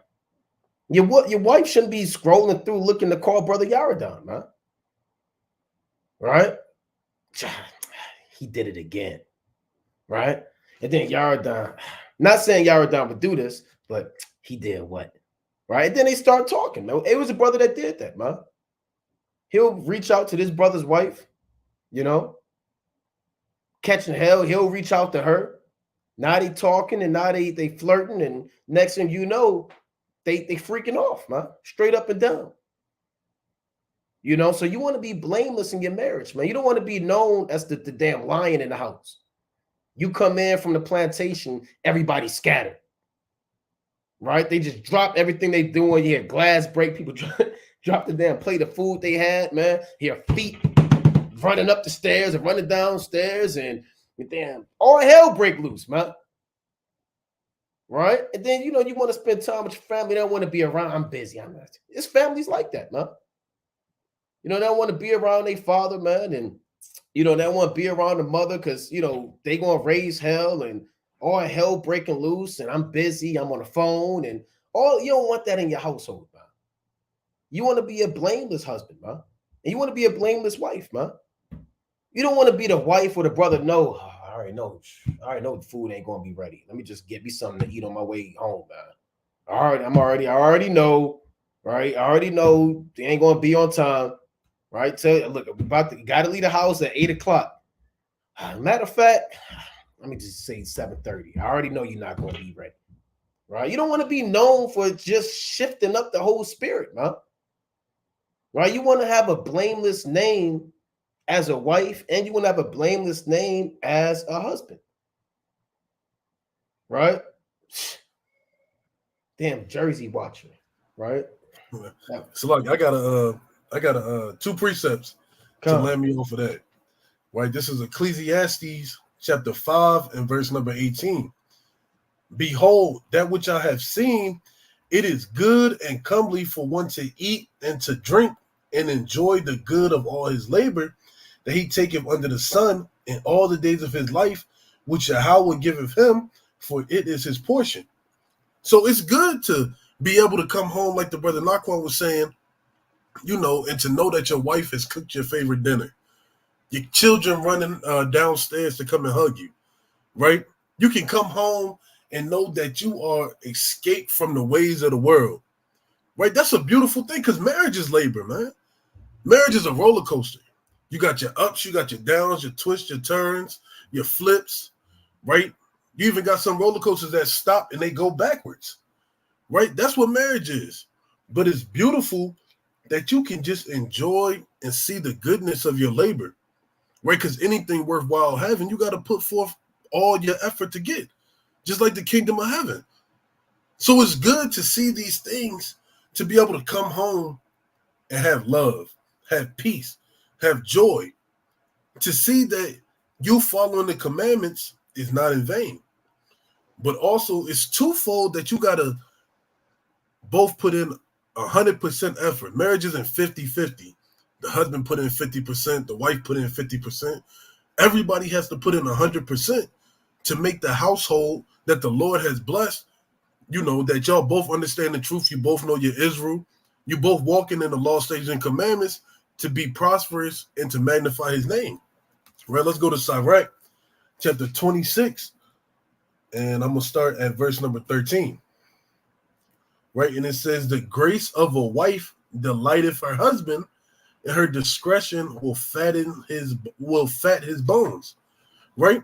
So the only way to truly have a peaceful house is the wife has to go, above and beyond to make sure the husband is happy. Right? She has to put forth effort to make sure that the husband is in the right frame of mind and the right spirit to provide for the house. Right? He has to be able to accept that his wife is showing him love. And her discretion will fatten his bones. What does that mean? Right? The things that she's doing is going to make him be plumped up in the spirit. And on the contrary, when a brother's happy in his marriage. You know how you know? Because that brother gets a little chunky. The brother gets fat. The brother puts on weight. Right? He come home. Right? He got chicken Alfredo Monday. He got baked ziti Tuesday. Right? They do tacos on Wednesday because they're not going with the ways of the world to Taco Tuesday. Thursday, they got hamburgers. Friday, they got pizza for the Sabbath. That brother going to start putting on weight. And on the spiritual level, that brother's going to want to labor harder. He's going to make sure that he's being that acceptable husband to be able to lead that gift that the Most High gave him. So that 50-50, who's going to have to, walk on eggshells so this person isn't upset, who's got to have to trend their ways so that this person is happy. That's not how a true Israelite marriage is supposed to work. A true marriage is supposed to work that the husband leads and the wife follows, and they both work hand in hand to please the Most High. I got a precept after you. Go ahead, Yardar. It's in Ephesians 5:25. Husbands, love your wives, even as Hamashiach also loved the church and gave himself for it. And, likewise with us as husbands, you have to give yourself to your wife. And of course, she has to do the same. But seeing that you're the man, you have a greater responsibility in overseeing your household, even as Yahushua did with the church. And of course, love is keeping the commandments. There's also some other ways to show that you can care for someone. This is, let me pull it out.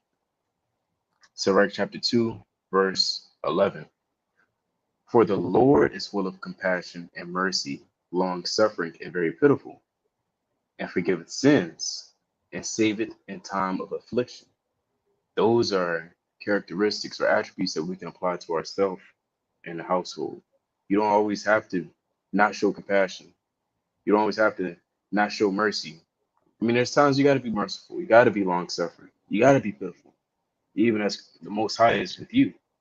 Recall all the times where you slipped up and ask yourself, well, have I been that patient with my rib as the Lord has been with me? Maybe she forgot to put ketchup on your burger and you throw the burger at the window and say, do it again. Or I don't know, maybe she didn't iron your clothes right. You see a wrinkle and you just ball it up and throw it at her. Or maybe you see a hole in your jeans. And you say, "What's this?" And you sticking your finger in a hole and saying, "Why isn't this done yet?" And then you just rip up the jeans and tell them to start from scratch. I mean, you got to show compassion and mercy. And I want to get this real quick to add. This is Romans 12:1. I beseech you, therefore, brethren, by the mercies of the Most High, that ye present your bodies a living sacrifice, holy, acceptable unto the Most High, which is your reasonable service. I mean, that's plain, man. It's not just talking about, okay, I held camp for 5 hours, 5.5 hours. I made my body a living sacrifice. Then you go home and you have no fight. You have no willpower to sacrifice in your marriage, man. Marriage is about sacrifice, man. Hey, man, brothers got families, man. You might be tired. You work long hours. You might have to sacrifice, man. You might want to go to sleep, take a nap. Hey, you might have children. They might want to, play around with you. Hey, your wife might want to show you something, man. And they know, man, shut up, man. I've been working all these damn hours. I get to it when I get to it, man. Right? No, man. Hey, look, you might check it out, man. Hey, she might like for you to see that, man. She been waiting to talk to you all day, man. You gotta make your body a living sacrifice in this thing, man. Everybody got to be willing to give. Everything ain't going to go 1,000% your way.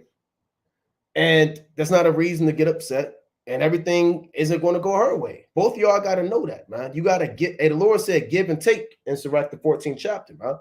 Or you got to give a little, take a little in this thing, man. And you got to fight, right? You got to sacrifice. Sometimes you may think you damn right. You may have to sacrifice. You know what? Let's talk this thing out. You might be the first one to talk, man, and speak to bring the peace. She might have to make a sacrifice. You know what, man? Can't stand this dude, man. You know what? But for the sake of the man, let me talk. Let's work this thing out. That's making your body a sacrifice, man. Right? To do things that you normally may not do, coming out of your comfort zone. Hey, me, I don't like to go out, man. I'm not a go out kind of guy, man. You know what I'm saying? I'm like Yaradon. Hey, look, man, I kick it. I'm cool. I'm a plain man. Hey, but hey, look, man, if your women want to go out here and there, if you got some time and money, hey, look, make it happen, man. Make it a sacrifice. Hey, your woman might not like damn action movies, man, but she'll watch that knowing that you get joy out of that. And she'll watch that with you, man. She'll watch the big game with you, man. If you like the Lakers, she'll watch the damn Lakers game with you. Right? We rooting for the yellow and gold team. We rooting for the green and white team. The yellow and gold team. Oh, that's a touchdown, right? She know it's not a touchdown, but she know that you like explaining stuff, man. So she'll do something so you can kind of explain to her, man. Because she knows you. So you want to make your body a living sacrifice when it comes to your marriage as well, man. Right? Because what does the next verse say? It reads, and be not conformed to this world. Because in the world, you don't have to sacrifice, man. In the world, you can go before these judges, and write a bill of divorce, man. I left divorce papers on your desk. Sign. Hurry up and sign it. You can just easily leave, man. And you can just sign here, go before Esau. He gets his big nasty stamp. He smiles and says, yes, another divorce amongst a black man. He's quick to write that off, man. He lets Esau work it out. You guys talk. And you guys go figure it out. Jake, you go before. They just write it off, man. They want you to break up. Yeah, all right, whatever. So that you can't be conformed to this world, man. Where you could just give up and you could just leave and she could go be with another dude and you dealing with this sister real quick and y'all don't talk, y'all don't fight, y'all don't fight together to keep your marriage stable. It reads, and be not conformed to this world, but be ye transformed by the renewing of your mind, that ye may prove what is that good and acceptable and perfect will of the Most High. So you have to renew your mind in this thing, man. This isn't damn a Tyler Perry movie, man. Where you can just freak off. This isn't why did I get married too, man. This isn't girls' trip. This isn't the world.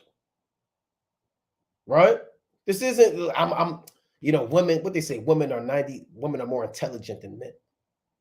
And you just bringing statistics up and men, this isn't the world, man. Where a dude could just leave, you know what, I'm out. I'm going to go get some damn milk. Run into the gas station real quick. He's gone 15 years. And he go start a family in South Carolina. No, you can't be conformed to this world, man. The world is weak, man. The world has no fight. The world has no struggle, man. It's just leave, give up, throw in the towel, move on to the next man, and move on to the next woman. Right? But brother, that's a part of repentance. Man, repentance isn't just not eating pork and wearing your fringes. It's changing your mentality on how you deal with your spouse and its truth. The brother's got it. Kind of real quick. And it's the beauty of a woman that shares a man's countenance. And so every brother, when you come home, still speaking from a man's perspective, should be a smile on your face. It shouldn't be no, you look crazy, you're dusty. Smile. And Eve like when you smile too. Sister's like, oh, yeah, I didn't do too much. They like it. So, try to, be sincere, of course. But this is Proverbs 15:13. Merry your heart maketh a cheerful countenance, but by sorrow of the heart the spirit is broken. And compliments and speaking, that goes a long way. Even Yahushua said when it came to the truth and the word, it's words that I speak in you, their spirit and their life. Even so, when you speak to people, it says in the book of Sirach that words can break bones, So, or the tongue can break bones. Right. I'm going to jump further down to verse 17.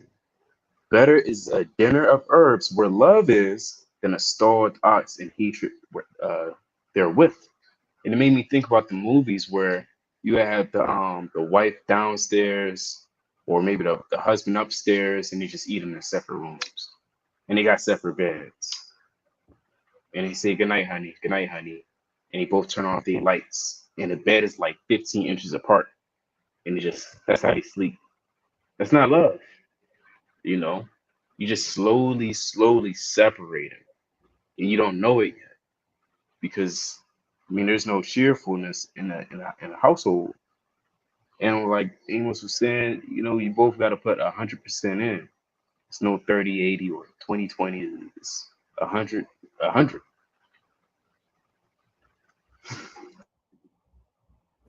Right, that's right. And I'm going to bring this out through the spirit, right? It's the book of Job, right? And when Job was catching hell, it was a spirit that Job was in, man. Job didn't give his mind over to his women going off, right? He was strong in the spirit. It's the book of Job, chapter 2, and verse number 7. It says, so went Satan forth from the presence of the Lord and smote Job with sore boils from the sole of his foot and to his crown. Now, when you read this in context, Job was already catching hell, man. How many brothers didn't catch hell? They got fired, right? They got to do an overtime shift. There's something going on in the house. They just broke their foot, right? They toe, something going on, and they got hell on top of hell. The next thing you know, their damn woman out of order, man. It's like a trickle-down effect. So, any man in this situation that's not a spirit, he going to snap. Because you already dealing with hell. You already dealing with tribulation. You're already upset. You already is pissed off. And then this woman on top of it is the tip of the iceberg, man. So that's how Job handles the affliction in his mindset, carrying the world on his shoulders. It says, and he took him a potsherd to scrape him soap withal, and he sat down among the ashes. So he's sitting down. You could tell he's in misery right now. So he's sitting down amongst the ashes after scraping himself. Probably got his head down. Probably in misery. He's upset. And then out of nowhere, then said his wife. So he's probably meditating how he needs to be strong. Meditating how he's going to come out of this. Meditating to be a man of God. Maintain integrity. Have strength. So while he's sitting down, Right? You may be sitting down at the couch. How am I going to pay these bills? Probably sitting down like that, trying to figure this thing out, write down some precepts. It says, then said his wife unto him, doest thou still retain thine integrity? That's evil to say, man. You still gonna go hard? You still writing out a lesson? Didn't the Lord just kill your mother yesterday? Right? She just throwing up all of the accounts of the Lord right on the left hand side, but she's not mentioning anything on the right hand side. Right? A righteous thing would have did. A righteous woman would have brought up things on the right hand side. She would have strengthened up her husband in a state of mourning, man. It's like, I mean, if a brother catching hell, you don't want to say to that brother, you still dealing with the Most High, man. Didn't you just get a car last year around this time? And then this one broke down. You still dealing with the Most High. I mean, didn't you just take your daughter to the hospital? Now your wife's in the hospital 4 months later. It's such an evil thing to reminisce and bring back up that left-hand side, right? Like David said in the book of Psalms chapter 77, I will remember the right hand of the Most High. You have to remember the right hand of the Most High. It says, then said his wife unto him, doest thou still retain thine integrity? Curse God and die. Right? It says, but he said it to her. Right? He could have said anything to her, man. See, a brother would have probably lost it, would have flipped out, flipped the table, right there. God knows what, man. See, a lot of brothers, when they get angry, they get physical. Right? Their mouth is wicked. Right when they get angry, they're cussing out their woman, calling her the B word, right? Calling her God knows what, man. Right? Maybe put your hands on her. It says, but he said unto her, thou speakest as one of the foolish women speaketh. What shall we not receive good at the hand of God, and shall we not receive evil?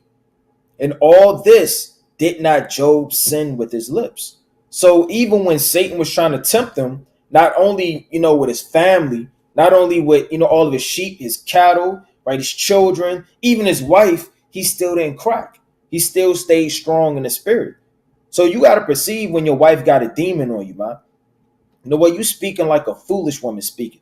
You can't just jump right into what she said, and now she got you on the hook like she went fishing, man. She threw the bait out there. She threw wickedness out there, right? She threw contention. She threw anger. She threw it out there, and then she done reeled you right on in, man, right to her devices. That Satan, which is over her, is literally manipulating. So you have to say, well, you know what? You got Satan on you, man.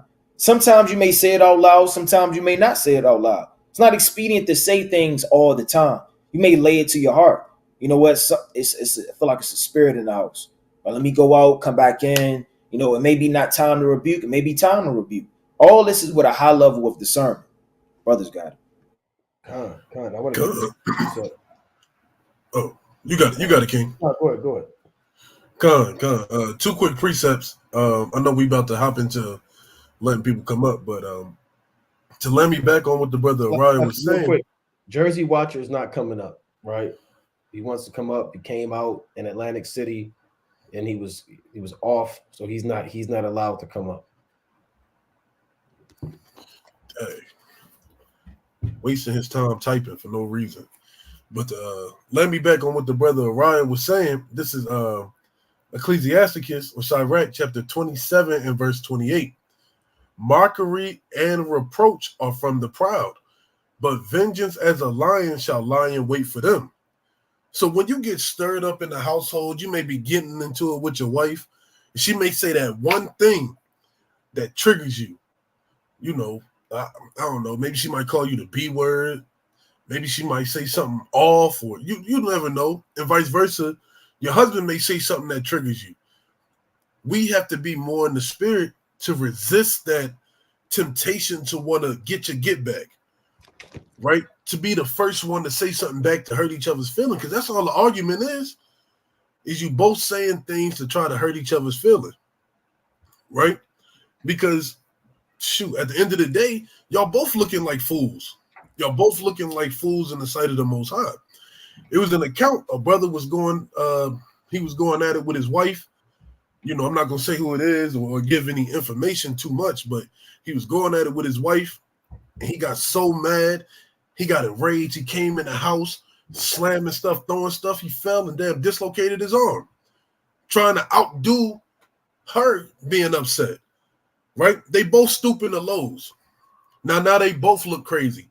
Now he's sitting there, his arm out of socket, talking about, I need help, thinking that she's going to flip it around and be like, yeah, you know what, baby, I'm going to help you. You know, these things are happening so that we can learn from them, right? It's plenty of situations we could talk about and not talk, too much on it so people would know, but these things we learn from it to know not how to react in certain situations. So now this is Sirach chapter 28 and verse number 2. Forgive thy neighbor the hurt that he hath done unto thee, so shall thy sins also be forgiven when thou prayest. So sometimes when you get in situations, it's Satan. It's Satan just trying to stir up the situation. You went out with your wife, y'all had a beautiful night. Y'all went to Roof Chris. Y'all went to Houston's. For those who have Houston's, y'all done dressed up, right? Then you get in the car, and out of nowhere y'all arguing. But nobody has enough courage or is moving enough in the spirit to swallow their pride and say, "What? You know what, baby? I'm sorry. This isn't even worth it. Let's let it die here, and let's continue to enjoy our night." Then your sins will be forgiven once you forgive your neighbor. Once you have that integrity to be like, you know what, I apologize, or your wife apologizes and you forgive your wife, imagine the amount of sins that are wiped off of you. Because you don't deal, like the brother was saying, you don't deal with anybody more than you deal with your wife. You don't deal with your brothers that you on the highways or byways with, or your boss, right? Yeah, you may be there for 8, 9, 12 hours a day, but you come home to your wife, you know that 12 hours ain't nothing compared to 5 hours just sitting around each other. So it's important to forgive your husband or your wife the hurt that they have done, right? So that the marriage can continue to grow, that you continue to move and be on one accord, which is beautiful in the sight of the Lord. One more verse, and you got it, Naquan. This is verse 8 in that same chapter. Abstain from strife, and thou shalt diminish thy sins, for a furious man will kindle strife. So you're supposed to abstain from strife. You're supposed to not want to argue in the household. This, for a man, this is your sanctuary. This is your castle. This is your domain. This is where you come and you put your crown on, and you got your scepter, you got your cloak and your cape on, and you feeling good in your house. You should want to abstain from all manner of strife and arguing within the house. So this is things that all marriages should work on, myself included, and the brothers on here. We shouldn't be arguing. We shouldn't let Satan get an advantage of our house. We shouldn't allow these things to diminish the beautiful labor that the Most High allowed you and your spouse to build up. So these things are extremely important to be mindful of next time you get into an argument. Don't call your wife. Oh, go ahead, King. I was coughing, Salaki. Okay. Next time you want to call somebody out of their name, think about, if I abstain from this strife, how much sin am I hiding before the sight of the Most High? If I'm so mad I don't want to forgive my husband, speaking in a wife's term, why would the Lord forgive you? How you expect the Lord to hear your prayer and you holding on to grudges? So be mindful of the overall and not live in the moment. But you got it, King. Kind of. So, I want to get one quick precept. This is Hosea chapter 2 and verse 14. Therefore, behold, I will allure her and bring her into the wilderness and speak comfortably unto her. And I will give her her vineyards from thence, and the valley of Achor for a door of hope. And she shall sing there as in the days of her youth, and as in the day when she came up out of the land of Egypt. And it shall be at that day, saith Yahweh, that thou shalt call me Ishi, and thou shalt no more call me Baali. For I will take away the names of Baalim out of her mouth, and they shall no more be remembered by their name. So you want to be the husband that can speak comfortably to your wife, man. You're not raising hell, breaking windows, throwing plates, take the car, just peel off and, ram your car to the side of the house and all types of madness, man. You want to learn how to speak comfortably to her, man. And then the Lord said the spirit had put on Israel, she was able to sing for joy, man. Then it also says that, the correction and the spirit allowed the woman to no more remember Baalim out of her mouth, man. God forbid you got a marriage, every time you get into it, you and your wife hate each other so much, you always bring up her ex. You're not like Rail, right? Rail when it did that, man. Right? You know what? I'm gonna get on Trey. I'm gonna get with Trey, man. Right here, pick me up. Right? And you're trying to figure out who the hell is Rail. She know she remember all these names. All these people that she got no business with, all these worldly activities, all this worldly mess. She got 2 phones, 1 app on each phone with all Rel, Trey, DeMonte, all these Negro names, man. And she just hit them up, man. When y'all get into it, she remembered them. Hey, man, your wife her mind should be solely fixated on you, man. She shouldn't be thinking about folly and vanity and her worldly exes she had and what they do for her and what people could do for her and make her happy, how she gonna get money and all this, because you should be giving her these things, man. So, the Most High did that to us, man. He gave us everything. And you had certain Israelites, I missed this in Egypt, I missed that and that, I missed this and that. Onions and lemons, melons and leeks, and they got jammed up, man. Because what else do we have besides the Most High? He gave us everything, man, and has continually given us everything. So where else are we going to go, man? Read Ezekiel the 16th chapter, man. How the Most High adorned us and gave us this and gave us this and gave us this and took care of us and spake comfortably to us, man. And real quick, I want to get this, pull this up. Right, this is from Black Toya. I told my husband that according to the scriptures, he got more than one wife, and oh my gosh, he ran off and got the first thing he could find on Facebook. You see that? So that's that spirit right there, man. Right, you brothers, man. Right, you brothers. You find out you can get another wife, and then you straight up go dig up God knows what. And you just marry this woman, man. Here, the precept. Come. It reads in Tobit, chapter 8, verse 7.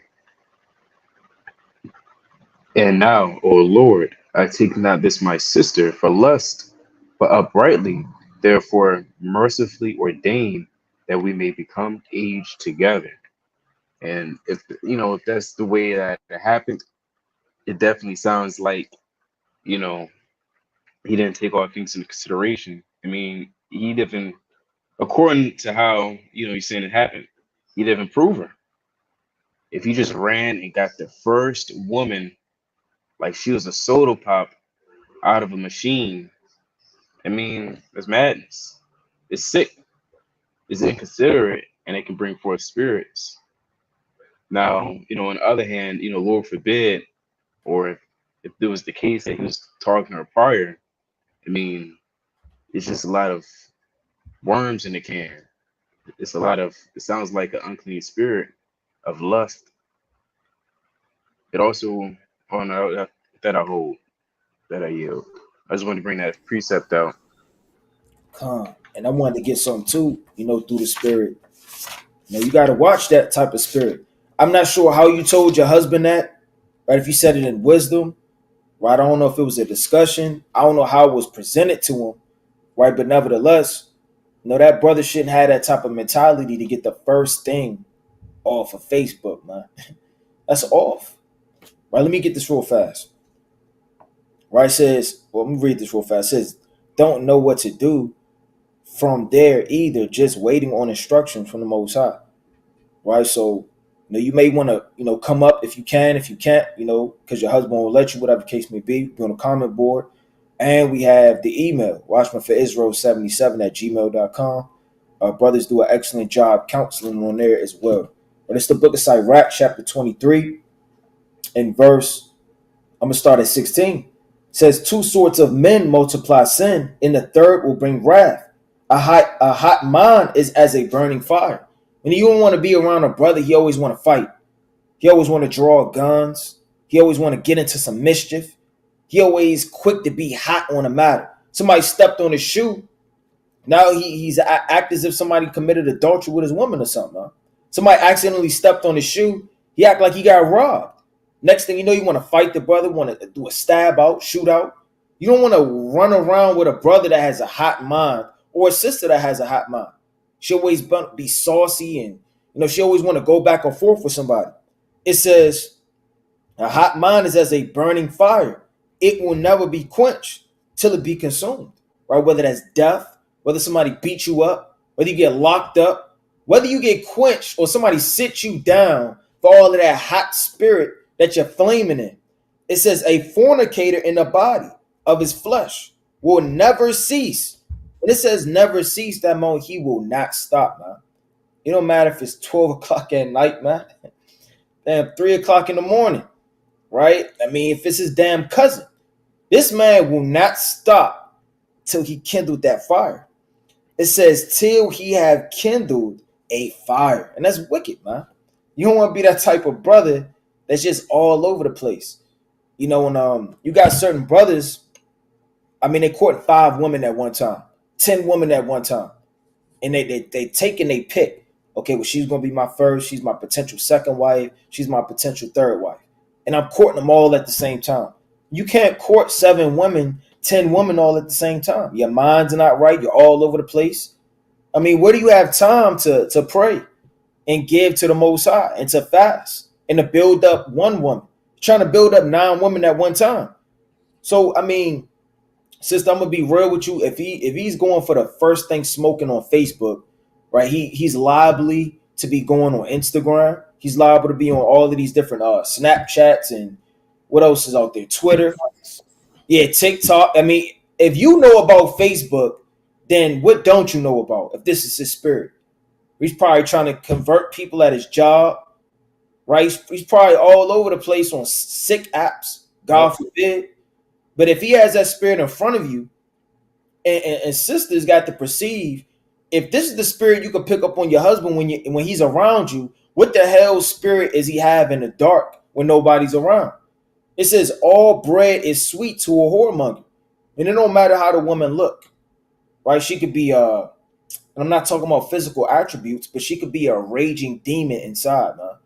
Because you have a lot of women that are beautiful inside. That should matter the most. Right, this woman, she's a very good, she console the kids, she cooking, she cleaning. She has a virtuous mentality and a virtuous spirit. That should be the first thing a man wants in a woman. But this type of brother, right, according to the scriptures, says all bread is sweet to a whoremonger. He doesn't care how she looks, how tall she is, what she does for a profession, right? Like I'm gonna butcher the song, but Usher got a song, I Don't Care, man, or something like that. He don't care what she do, who she is, or on that pole or something like that, man. So those type of brothers don't care what she do, who she is, what she got going on. He just want a piece of that bread. It says he will not leave it off till he die. Meaning this man will literally have to give up the ghost for him to stop hunting, right? And the scriptures talk about an adulterous woman hunting for the precious life. You also got men that are hunters on the left-hand side, man. Right? Men will hunt and hunt and hunt till they tackle down to prey. Yeah. You got men on Clubhouse, man. They be freaking off. What was that? Black Planet, Black People Meet, Black Planet. all, all types of wickedness, man. All types of madness and folly. So, sister, you gotta, if that man got another wife, he just went out and got the first thing he saw on Facebook. That's that brother wife, man. Straight up, that's his wife. He has to learn how to deal with her as a wife. These things were told to him. He ran off with it, like some men do when they get themselves jammed up and they cause strife and contention in their household. And, getting another wife is a very, very, very, very weighty matter, bro. It is a very weighty matter, and, if you had to tell him that, then he wasn't ready for that. If you had to tell him that, then he obviously wasn't ready for that. All right. I'm not telling my certain things, you know what? I better left said, I better left not said. Better left not said. But you can't control what a brother does when you bring the word of the Most High to him. Then another thing is from James Bowens. Was I wrong for kicking my wife out of our home because we were unequally yoked?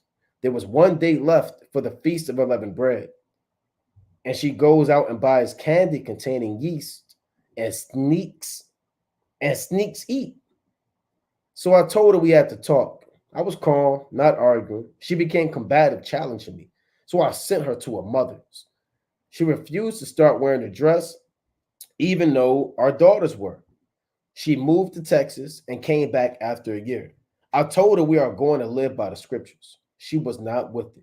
I have the 3 children. I have not stepped out. The door is still open as long as she lives by the scriptures.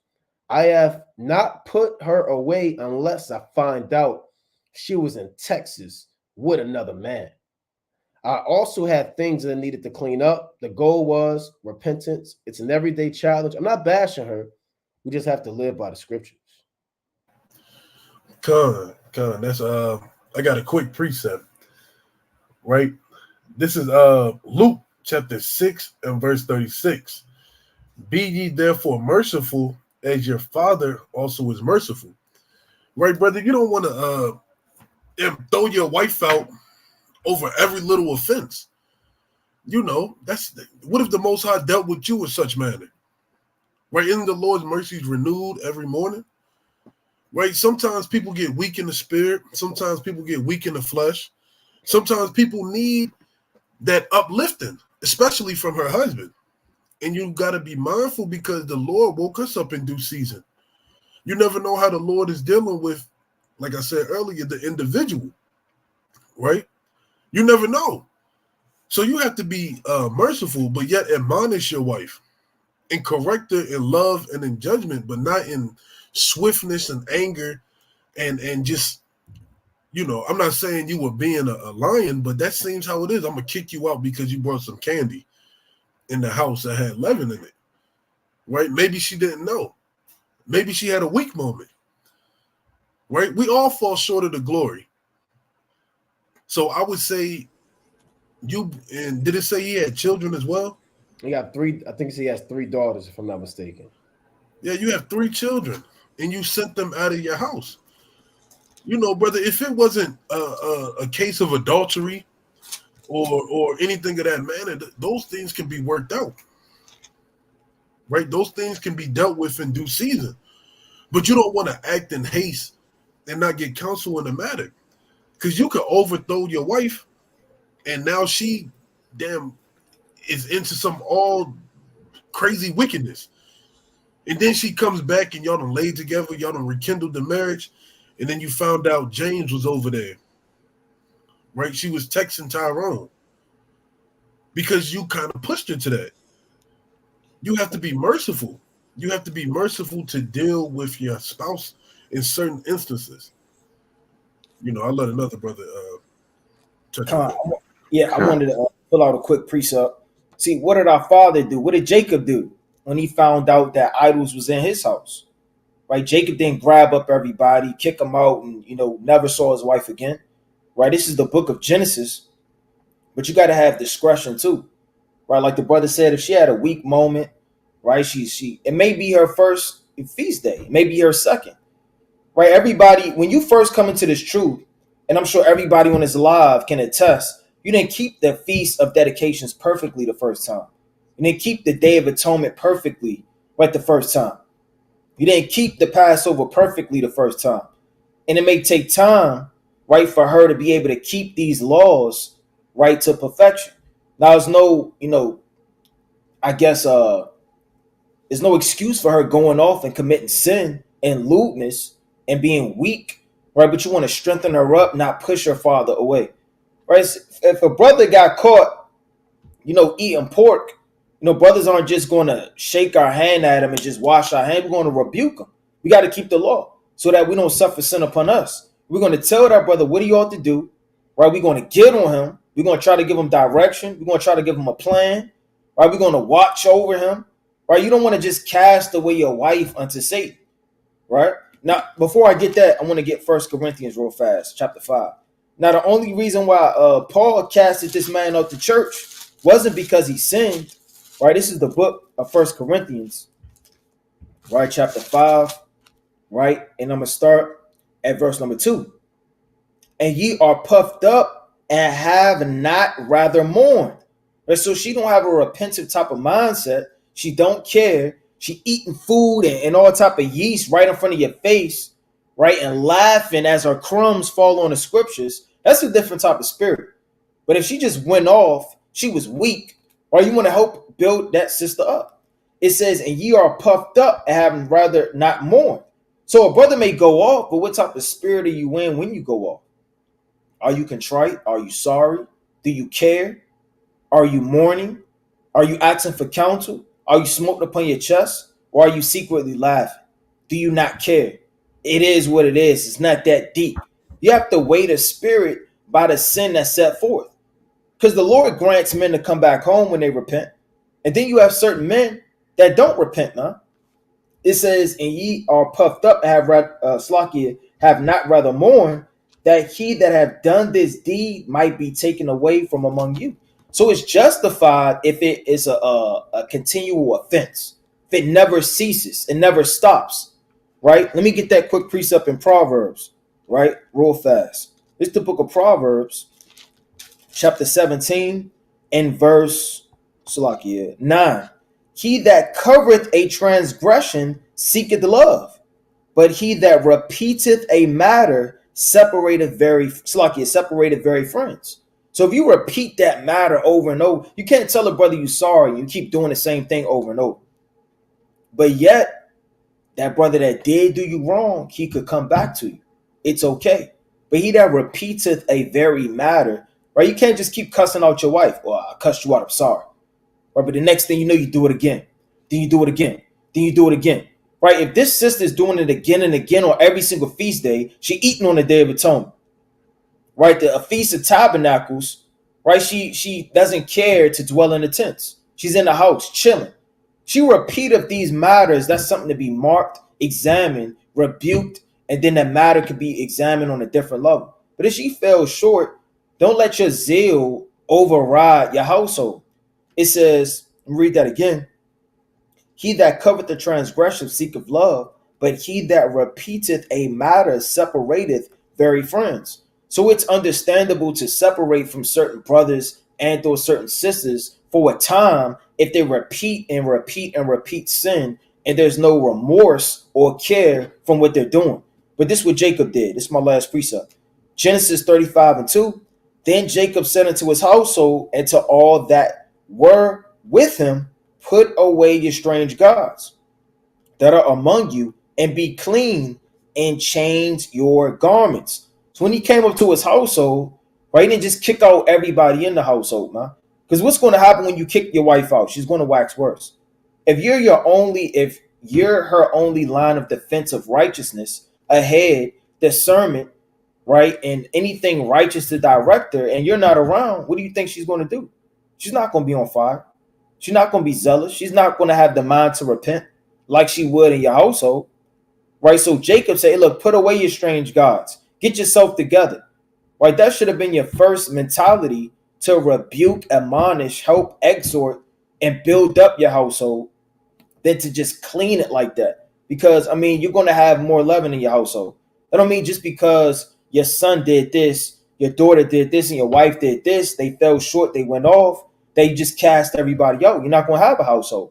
And as a man, you continuously clean, right? Like to the point where we were bringing out earlier in Ephesians, the 5th chapter, you want to bring forth your wife without spot and without blemish. That's on you to cleanse your wife. Brothers got it. Klein, I got a quick precept. Okay, come. Still laying back off that. This is Psalm chapter 141, verse 5. Let the righteous smite me. It should be a kindness. And let him reprove me. It should be an excellent oil, which shall not break my head. For yet my prayer also should be in their calamities. And so even if you were to have a hammer and a nail, it's a certain way to hit that nail and the hammer. But if you hit too hard, I mean, the whole desk, whatever you're fabricating, can fall and crumble. But if you hit it just right, just enough, righteously, I mean, it's going to be fortified.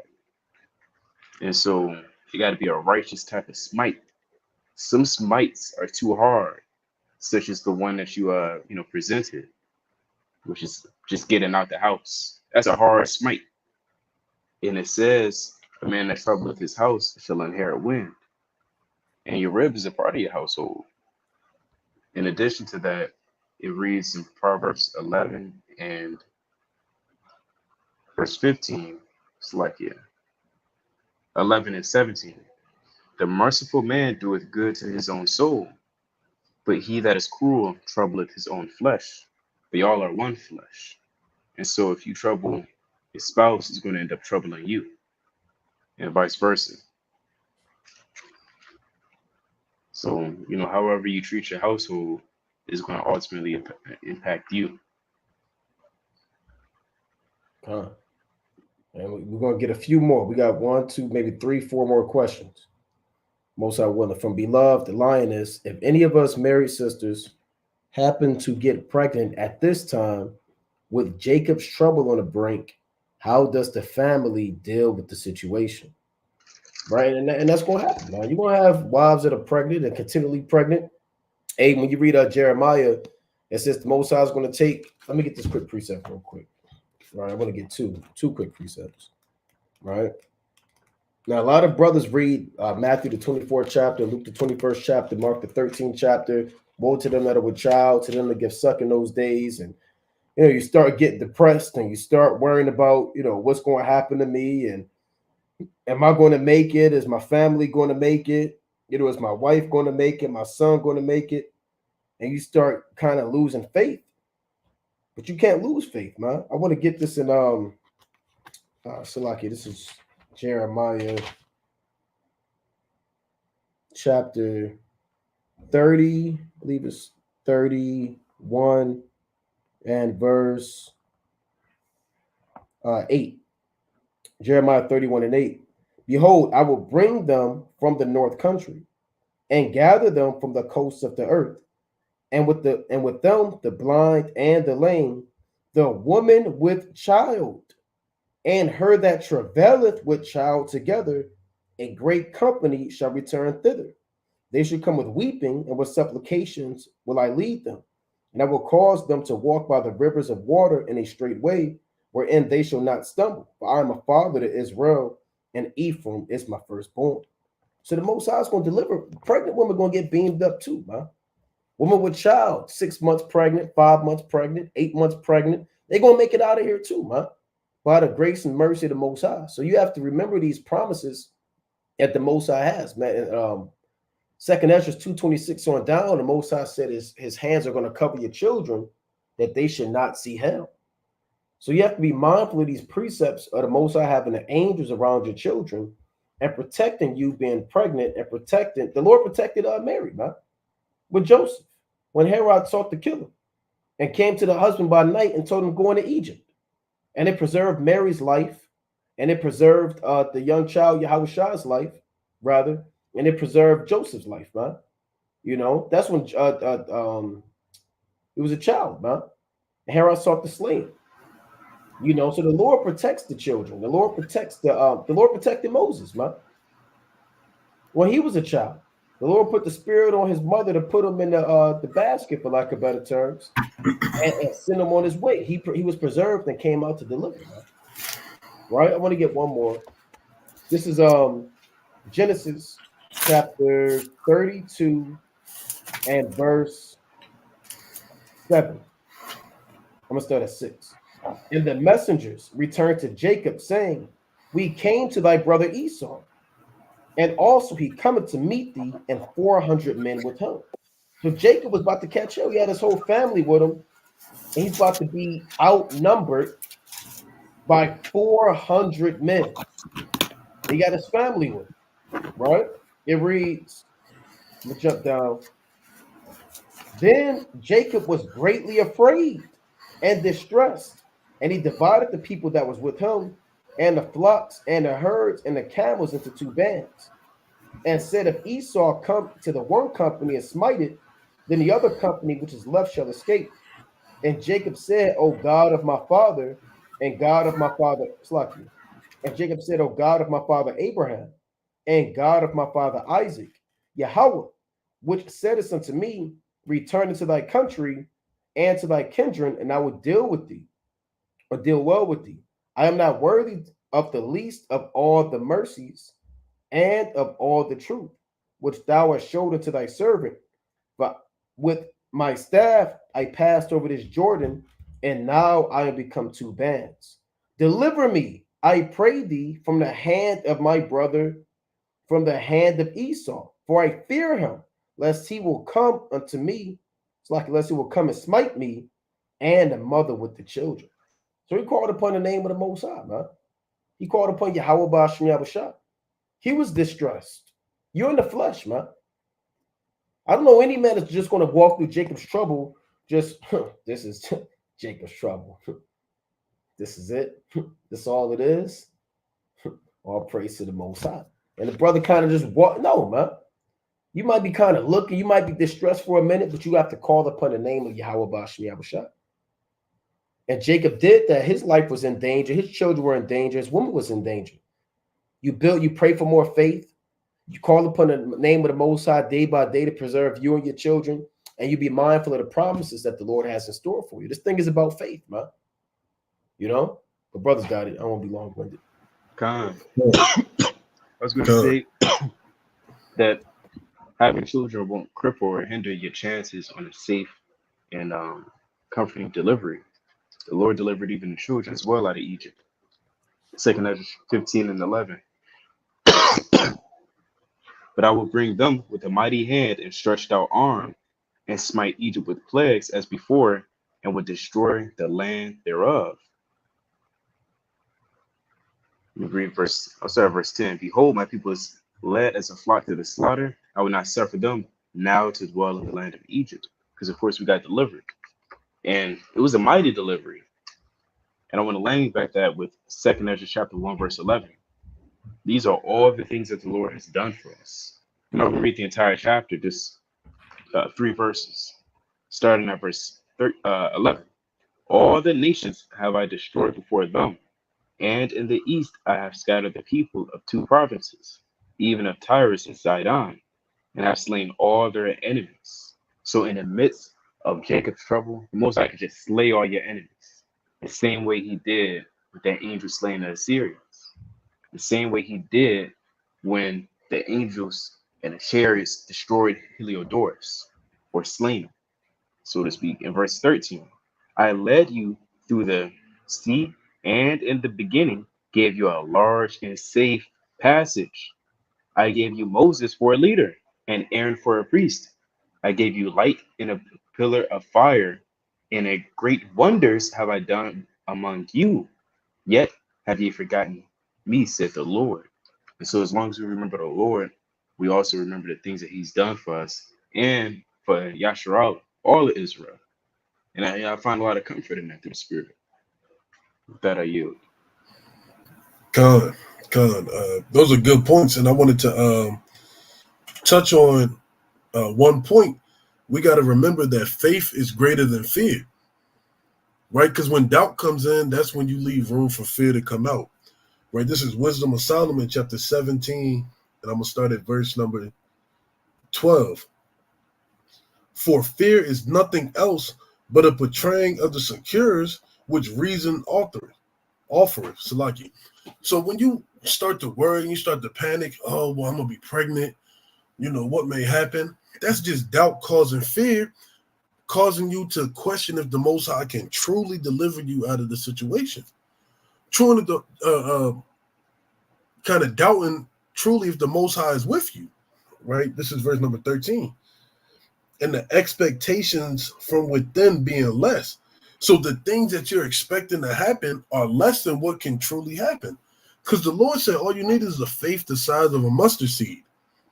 Right? We all seen a mustard seed. If you haven't, you know, we all got Google, look it up. You can barely see a mustard seed. But if you have faith the size of a mustard seed, that's going to overthrow all the fear, doubt, questioning, anguish, so on and so forth that we may have within ourselves. I'm going to read 13 again. And the expectation from within being less counteth the ignorance more than the cause which bringeth the torment. So we in here worried about A, B, C, D, E, all the way to Z, when the Lord already has a plan laid out for us from the foundation. And we're playing all these situations out in our head. Well, this could happen, that could happen, when the Lord already has delivered you and you just waiting for it to happen. Right? This is 2nd Esdras chapter 16 and verse number 74. Hear, O ye my beloved, saith the Lord, behold, the days of trouble are at hand. So we're living in the days of trouble, and it's only going to heat up more and more and more as we approach, those pains to be delivered. Right? It's going to keep heating up. It's going to be more turmoil. It's going to be more death. It's going to be more anguish. It's going to be more laws passed. Right? Nothing is going to slow down in these last days. Right? So the days of trouble are at hand, but I will deliver you from the same. Be ye not afraid, neither doubt, for Yahweh is your God.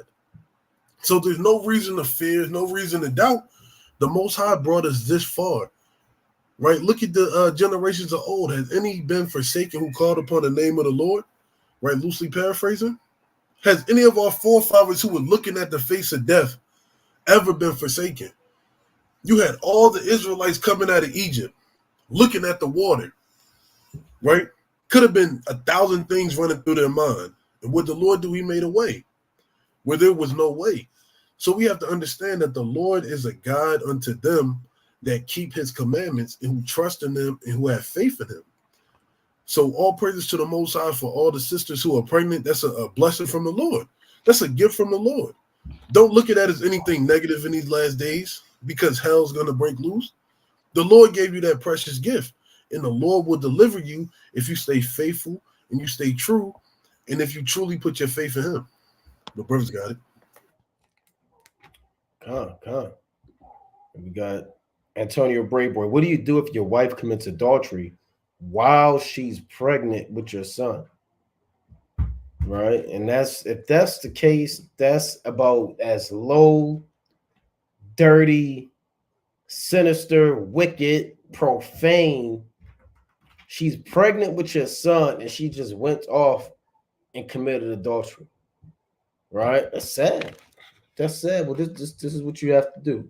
Right? This is what you have to do. Right? This is sticky marriage situation. This is the book of St. Matthew, chapter 5, and verse number 27. Ye have heard that it was said by them of old time, thou shalt not commit adultery. So Moses, the scribes, the prophets, they taught that thou shalt not commit adultery. What is adultery? Adultery is when you're a woman and you're pregnant, or a woman, Slakia, since this question is so insane, is when you're a woman and you're promised to a man and or you are married to that man, right? And you have consummated your marriage by means of sex. And then you decide to step outside and lay down with another man while you're pregnant with somebody's son. Reading on, Matthew chapter 5 and 28. But I say unto you that whosoever looketh on a woman to lust after her committeth adultery already with her in his heart. And if they write, I offend thee, pluck it out and cast it from thee, for it is profitable for thee that one of thy members should perish, and not that thy whole body should be cast into hell. Verse 31. It hath been said, whosoever shall put away his wife, let him give her a writing of divorcement. But I say unto you that whosoever shall put away his wife, saving for the cause of fornication, causeth her to commit adultery, and whosoever shall marry her, that is divorced, committeth adultery. So you got to put away your wife. She committed adultery. Now you got to write her bill of divorce. You got to give it in her hand, and she committed adultery. Now her being pregnant with your son, that's a whole another matter. Tackling that matter, how to deal with that, spiritually and legally, financially, marriage-wise, that's a sticky matter. But if your wife commits adultery, you got to rebuke her, and then you got to have that conversation about what are y'all going to do with your son, in terms of however you decide to go about that as a man, but you can't keep dealing with this woman, man. Buzz got something on that?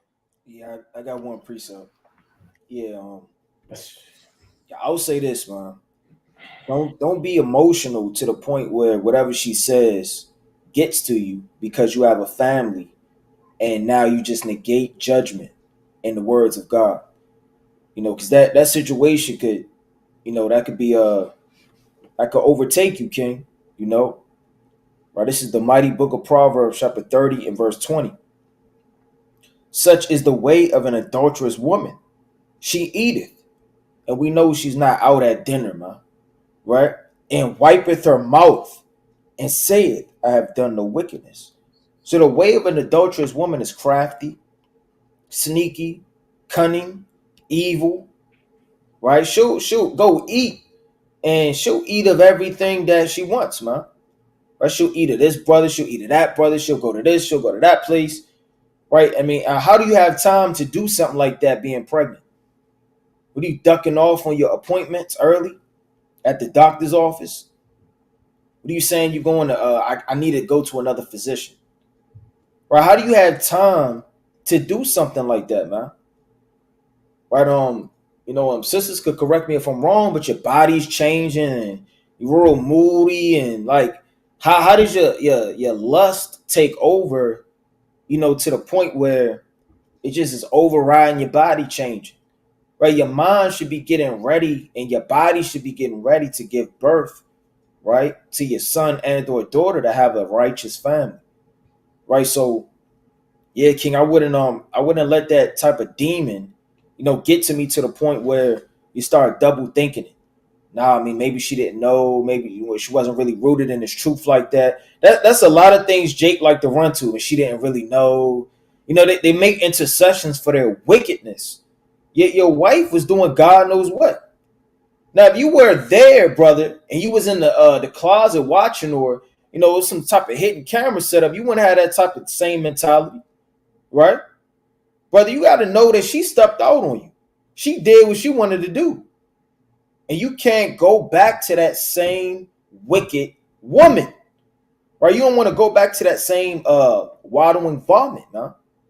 Right? So, brother, just stay strong. Don't let her seduce you back into laying back down. That's what a lot of women do. They cry, they're sorry, they need counsel. We need another opinion. I was vulnerable. I was weak. I didn't know.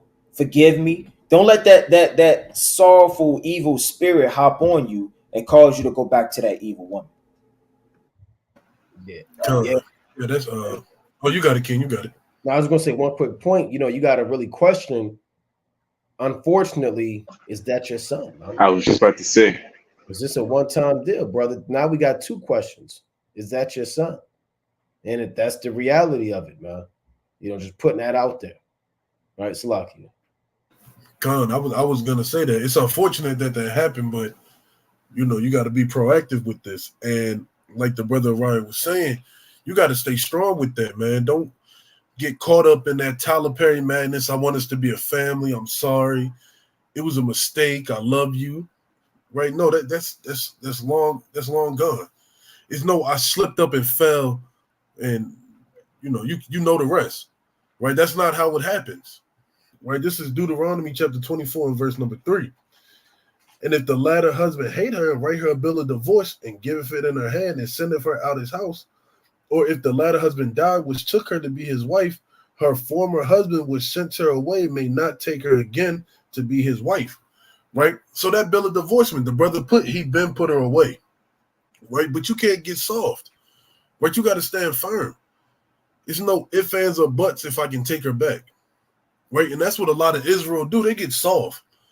They get emotional. They think about the rumps and rocks in the bedrooms that they had. They think about the times that they enjoyed with each other. They start reminiscing, and damn Maxwell start playing in their head. And now they want to take that woman back. You cannot be with that woman again.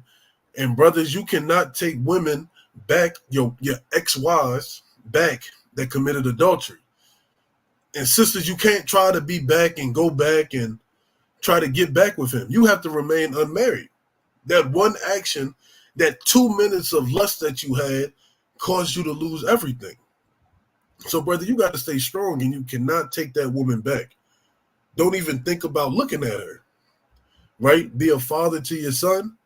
First and foremost, make sure that's your son. And secondly, build yourself up and move righteously so the Most High can put a pillar of rest in your life. But that's an extremely unfortunate situation, man. Israel is we just destroy, man. That's one of the top worst things a woman can do. Yeah, baby kicking, man. You know what I'm saying? You walking, pregnant walk, and the dude is vile, man. The dude is vile, man. To lay down with another man's wife and she pregnant, man. Showing Jake, that brother gonna get jammed up, man. Now, you got to throw up prayers that the Most High keep your son too, man. And he bring your son out, man, because the Most High, he put a spirit, he could jam up this whole matter, man. Right? Especially if you got to make sure that's your son. So these things are happening. What do you do if you can't find a wife?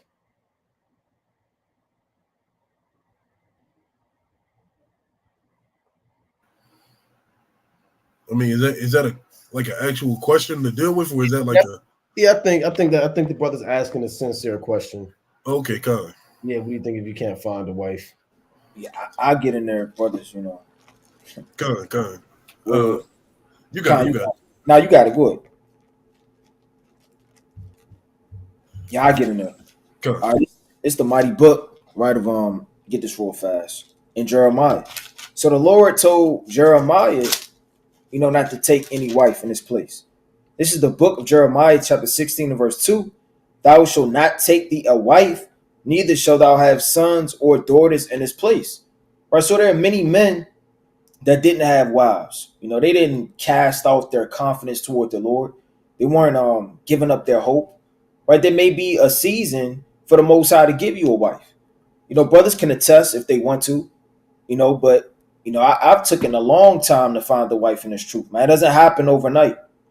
You don't come into this truth, right? You read a couple precepts, you oil up your beard, right? You get 14 fringes, you get your closet full, right? You get a couple mitris, and now it's just a matter of time. No, it doesn't work like that, man. The Most High may say, you know what? You're not going to get a wife. Or you know what? It may take you years.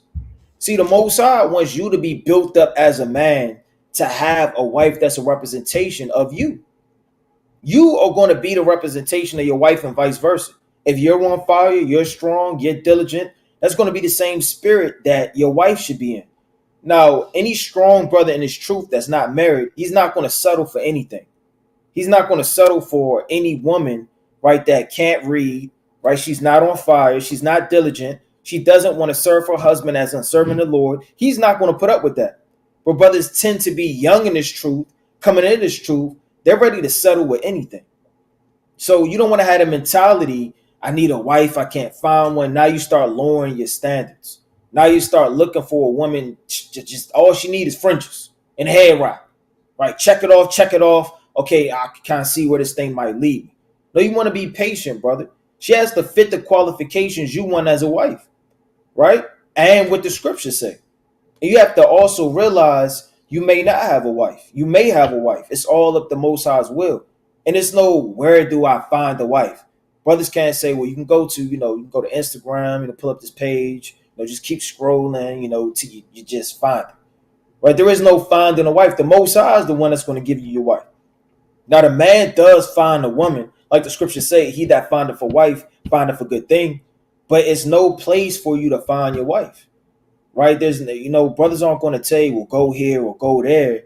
The Most High is going to manifest her in the season at the right time solely for you. And that may take a year, 3 years, right? Hey, some brothers came into the truth with their wife. Some brothers, it took them 3 years, 4 years, 5 years to find a wife. Some brothers, it happened through the spirit, immediately. Right? They courted that sister for 3 years, 2 years, a year, as they grew together in this truth. Everybody's going to have a different account. But let me read that again. It says, thou shalt not take thee a wife, neither shall thou have sons or daughters in this place. For thus saith the Lord concerning the sons and concerning the daughters that are born in this place, and concerning their mothers that bear them, and concerning the fathers that begot them in this land. Right? So the Lord may have, you not to have a wife and or for you to have a wife. It's just up to the Most High's time. It took me years to find the wife in this truth, man. It's not like I couldn't have had one, but they didn't meet the expectations that I wanted. I'm sure brothers have opportunities to court a woman. That woman may be well pleased to want to marry you, but you may see something in her, or the Most High may speak to your spirit, or you go on a fast or get counsel that this is not the one. So you have to take time, because whatever woman you get with, you're going to either have to die with her, right? You're going to have to be beamed up with her. You're going to have to go through hell with her. You're going to have to go through every situation of life with this woman. So you want to make sure that you're picking, right, this woman, right, according to the Lord. I'm going to give one more precept, right? It's the mighty book, right, the Song of Solomon. Right, let me get this quick precept. Right, this is Song of Solomon, right? Verse 7 and verse 12. It says, let us get up early to the vineyards. Let us see if the vine flourish, whether the tender grapes appear. So the Most High, we're bidding, you understand, to the marriage. Most High not just snatching us up and beaming us up. No, he's going down to the garden. The garden is Israel. He's watching Israel. Is Israel reading? Is Israel on fire? Is Israel patient? Is Israel increasing? How are the grapes doing? Are the grapes increasing? Are they growing? Are they gendering forth juice? Or are they plumped? Are they ripe? The Most High is the husbandman over the vineyard, and he's looking at his wife. Is she getting fully developed? Is she growing? It says, let us get up early to the vineyards. Let us see if the vine flourish, whether the tender grapes appear and the pomegranates bud forth. There will I give thee my loves. Right? So, I mean, you have to see through the spirit, is this woman growing? Am I grown? Maybe I'm not grown to the perfection I need to be as a man, because I don't know how to keep the Day of Atonement. I don't know how to keep the Feast of Dedication. It says, the mandrakes give a smell, and at our gates are all manner of pleasant fruits. New and old I have laid up for thee, O my beloved. Or so the Most High is patient. He's patient for that increase, for his wife. The same way you have to be patient and examine the things you want on your wife and be patient in that same stead. Brothers got it. It reads in me. Sirach chapter 7, verse 26. Hast thou a wife after thy mind? Forsake her not, but give not thyself over to a light woman. Don't give yourself over to just any sister simply because she has fringes and is dressed and does this and says Shalom King. Don't give yourself or your life over to anybody, especially so quickly. It takes a proven stage first, and then courting. But even really before all of that, it takes a self-examination stage. You have to really admonish yourself and examine if you even need a wife at the moment. Because it may be a man's spirit or mind. I want a family. I want a wife right now. Just because you want something doesn't mean you need it. The heart, I mean, it devises a lot of mischief at times. And so when you read in the book of Sirach, chapter 6, verse 17, whoso feareth the Lord shall direct his friendship aright. For as he is, so shall his neighbor be also. Now, if you're not really have a good foundation in this truth, or if you're not really like where you need to be, the Most High is going to give you somebody at your level. Now, you really want to be more solid and more fortified, so the Most High can give you someone solid and fortified, because your judgment is going to be skewed at a premature age, where your judgment is going to be premature, I should say. Now, when you also read in Sirach chapter 6, verse 7, if thou wouldst get a friend, prove him first, and be not hasty to credit him. And now, you may have a sister. It's a million sisters in this, world. You may have one kind of sliding your DMs to say, Shalom, Mark. Shalom. How are you? I like your pictures. She started liking your pictures. That doesn't mean you have to start talking to her.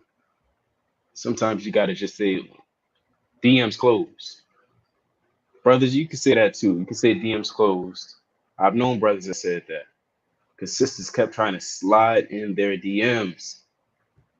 You don't think women want a husband? The same way men are yearning, just itching for a wife. You got women just itching, crawling for a man. And we've seen it in the truth. We've seen women just be with anybody. Sad. And the man they end up with, I mean, he rolled blunts. And he don't wear his fringes. And he don't keep the Shabbat. And he cooks on the Shabbat. He cooks bacon. I've heard these stories. We've all heard them. It's scary. It sucks.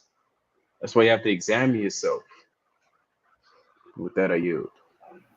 Two quick precepts. This is 1 Corinthians chapter 7 and verse number 6. Right? Yeah, brother, everybody wants something to come home to and to get that stress off of you, to say the least. But you got to get yourself right. You got to make sure that you're walking on a straight and narrow path and you're able to be the righteous head and to provide for a precious daughter of Zion. Right? This is not a light thing. And like the brother said, this woman is going to be with you through thick and thin till the wheels fall off. Right? You're going to be getting beamed up in the chariot together, Lord willing. Right? This is not I just need a wife. This is a serious commitment. Right? So this is 1 Corinthians 7 and verse number 6. But I speak this by permission and not of commandment. So this is Paul. He's over the church. He speaks this because he's over the church. He can speak that. Right? For I would that all men were even as myself. But every man have his proper gift of Yahweh, one after this manner and another after that. So, brother, your mind frame should be acting as if you were Paul, going as hard as Paul, right? Laboring abundantly, preparing yourself to be a righteous husband, right? That's how you should be thinking right now. Because if you're right, let me get one more precept, right? This is Psalms chapter 84 and verse 11, right? Then the Lord say, ask and you shall receive, right? You got to make sure that you're in the right position to ask for that. Because the Lord could give you over to a wicked woman because you're wicked and you didn't even realize that you had to exercise that sin that was living within you. But this is Psalms chapter 84 and verse 11. For the Lord Yahweh is sun and shield. The Lord will give grace and glory. No good thing will he withhold from them that walk uprightly. So if you're walking uprightly, the Lord's not going to withhold any good thing from you. Right? A wife is a good thing. A wife is a beautiful thing to get. So if you're walking uprightly, you're walking in the law, statutes, and commandments, you're walking in integrity, you're walking in the way of our righteous forefathers, then the Lord is going to give you what he sees fit for you. I'm going to read that one more time and I'm going to read verse 12. For the Lord Yahweh is a sun and shield. The Lord will give grace and glory. No good thing will he withhold from them that walk uprightly. O Lord of hosts, blessed is the man that trusteth in thee. So you have to trust in the Lord that in the proper season, right, in the due season when you're more mature and you're ready to actually be a head to a wife, that he'll give that to you. But you got to knock on. Yeah, I just want to say one thing too. A brother may, just to land me back, a brother, like the Lord said in Psalms 37:3, delight thyself also in the Lord, and he will give thee the desires of thine heart. So you're not going to be, the Most High can give you these things, but you're not going to snap your fingers and a wife appear. You're not going to get a wife, brother, if you just lock yourself in the room all day. It's not going to happen. If you don't, the Lord said in Ecclesiastes, the 11th chapter, in the morning sow thy seed, and in the evening withhold not thy hand, man.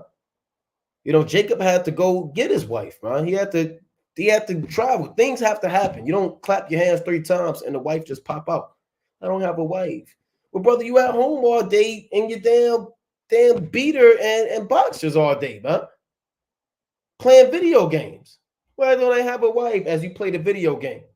Brother, get up, man. Comb your beard out, brother. Go get a haircut, man. It's a Hebrew summit, man.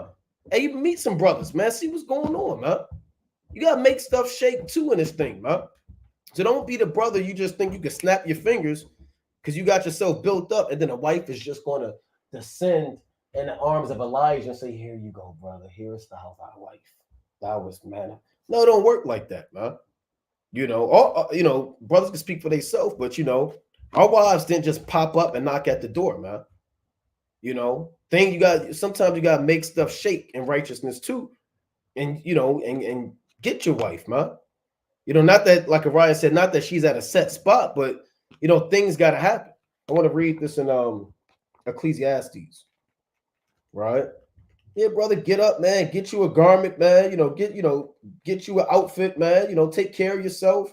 Get out the house, open the shades, and this that's how when you read Song of Solomon, the 3rd chapter, that's how the brother came into the truth. I will arise now and go about the streets, man. Not saying that's where you find your wife, but that you got to go find the truth. Some things you have to make happen, right? As a man, this Ecclesiastes chapter 11 and verse 4. He that observeth the wind shall not sow. He that regardeth the clouds shall not reap. So you just can't sit around and say, "Oh, where's my wife?" Brother, you have no phone. You're in the house, man. You're in the basement all day. You don't take care of yourself, and you're asking, "Where's your wife?" That it don't work like that either. To the other side of things. I want to make that point. Then we got Giz 1 of 1. Am I wrong for kicking my wife out? Go again. If I catch her addressing another man as Abba, and also entering men that's not in the truth.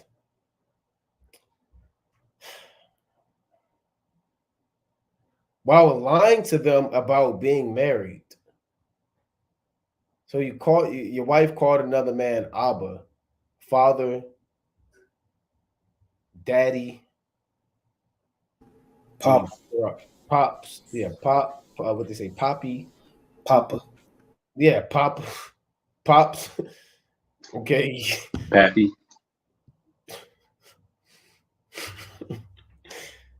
Well, you kicked her out, Are you wrong for doing that? You kicked your wife. Yeah, well, we kind of went into kicking your wife out. Now, you caught your wife calling another man father or daddy or whatever the case may be. Let me get this precept. Right? That's extremely wicked. And God, and there's no excuse why I thought that. No, there's no well I thought. I don't know what the other part means and also entering men. That's not in the truth. That's a whole nother thing, right? Whatever that means, brother, we have to qualify that, because I don't know exactly what that part means. Entering men that's not in the truth. And then while lying to them about being married. So, I'm going to get this precept, right? Wait, about addressing another man as Abba.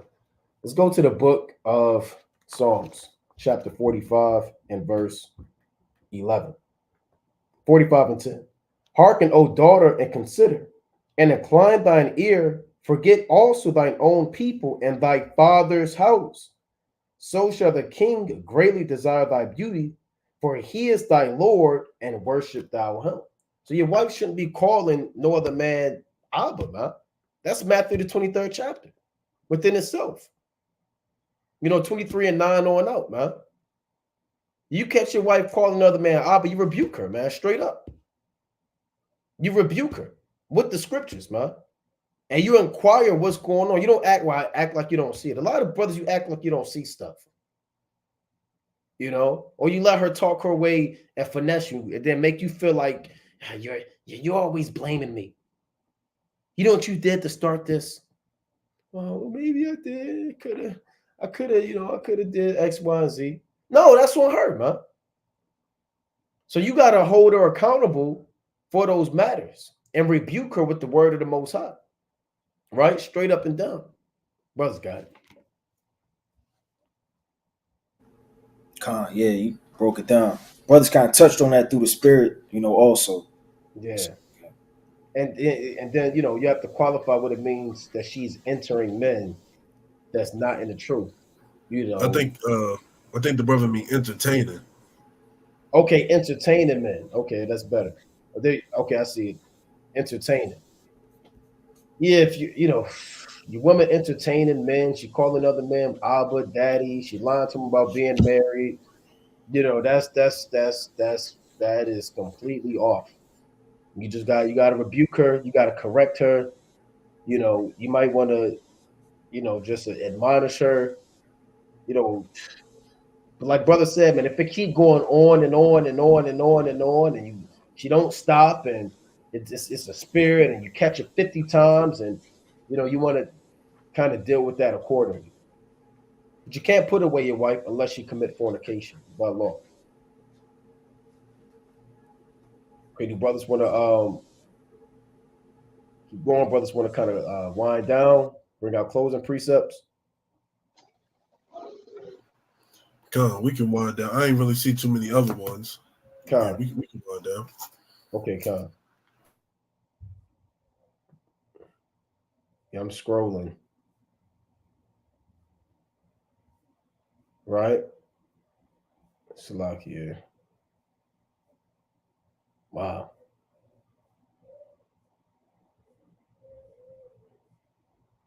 Okay, Con. Yeah, I see the brother. Okay, I don't see any other questions. Right? Like you said, I don't see any questions. So I bring out Revelation, right? Let me get the book of Revelation, chapter 22 and 12. And behold, I come quickly, and my reward is with me to give every man according as his work shall be. So your works are also how you handle your marriage, man. How you handle the spirit of the Most High, how you deal with your wife in wisdom. That's part of your works, man.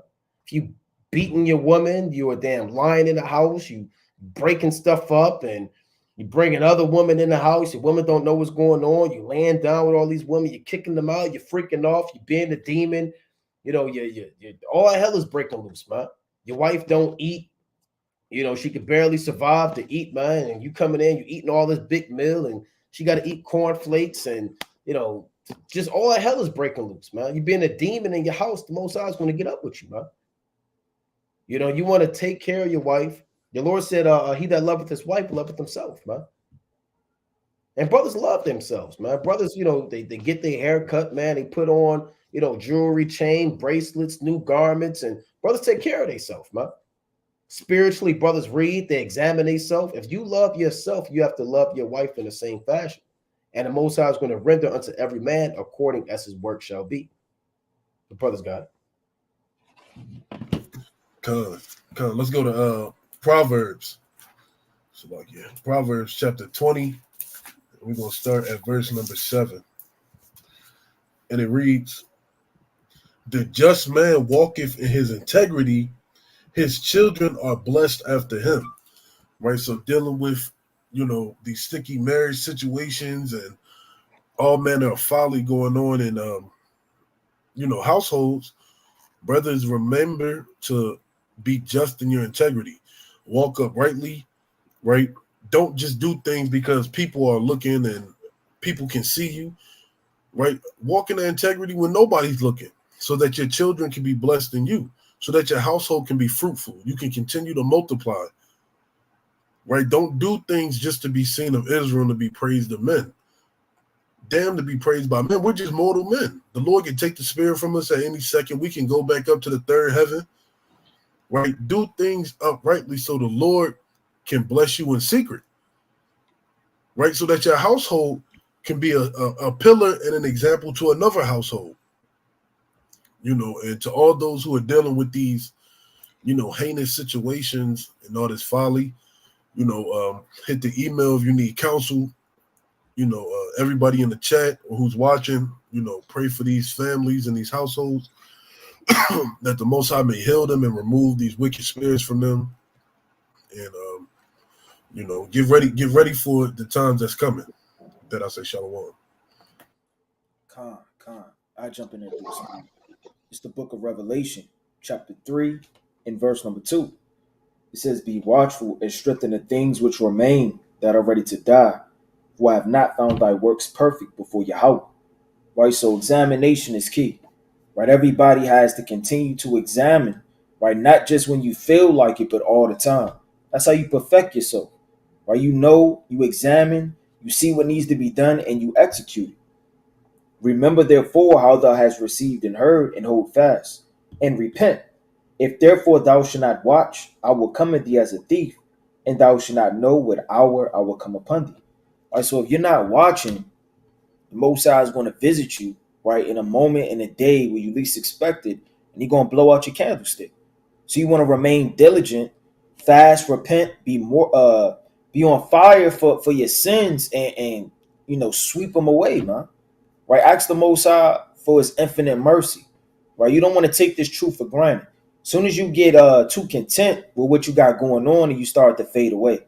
So you want to have that first love and that first zeal that you once had for repentance and the love of the Most High. Brothers, God. God, in this book of Sirach, chapter 35, verse 4. Thou shalt not appear empty before the Lord, for all these things are to be done because of the commandment. The offering of the righteous maketh the altar fat, and the sweet savor thereof is before the Most High. And so all your works, your fruits, it's all in your hand. You have to present it before the Most High God.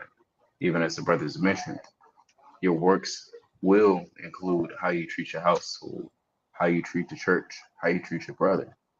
And however you treat your brother is how you treat Yahweh Shai. So make sure you examine yourself and make sure you're treating your brothers well. Because the works that you may think is righteous, they actually be dung, ashes, and things similar to what Cain offered on the altar. With that, I yield. And I'll praise to the Most High with that. Oh, so like it, what? Hell on the Harbor is this weekend, That's a spirit. right? Hell on the Harbor is this weekend. For anybody in the DMV area, come out to the Baltimore Harbor and fellowship. That if you the information, the flyers posted on the social media, chiefly Instagram. If you got any questions, like the brothers were saying, reach out. Watch for Israel77@gmail.com. Is there anything else?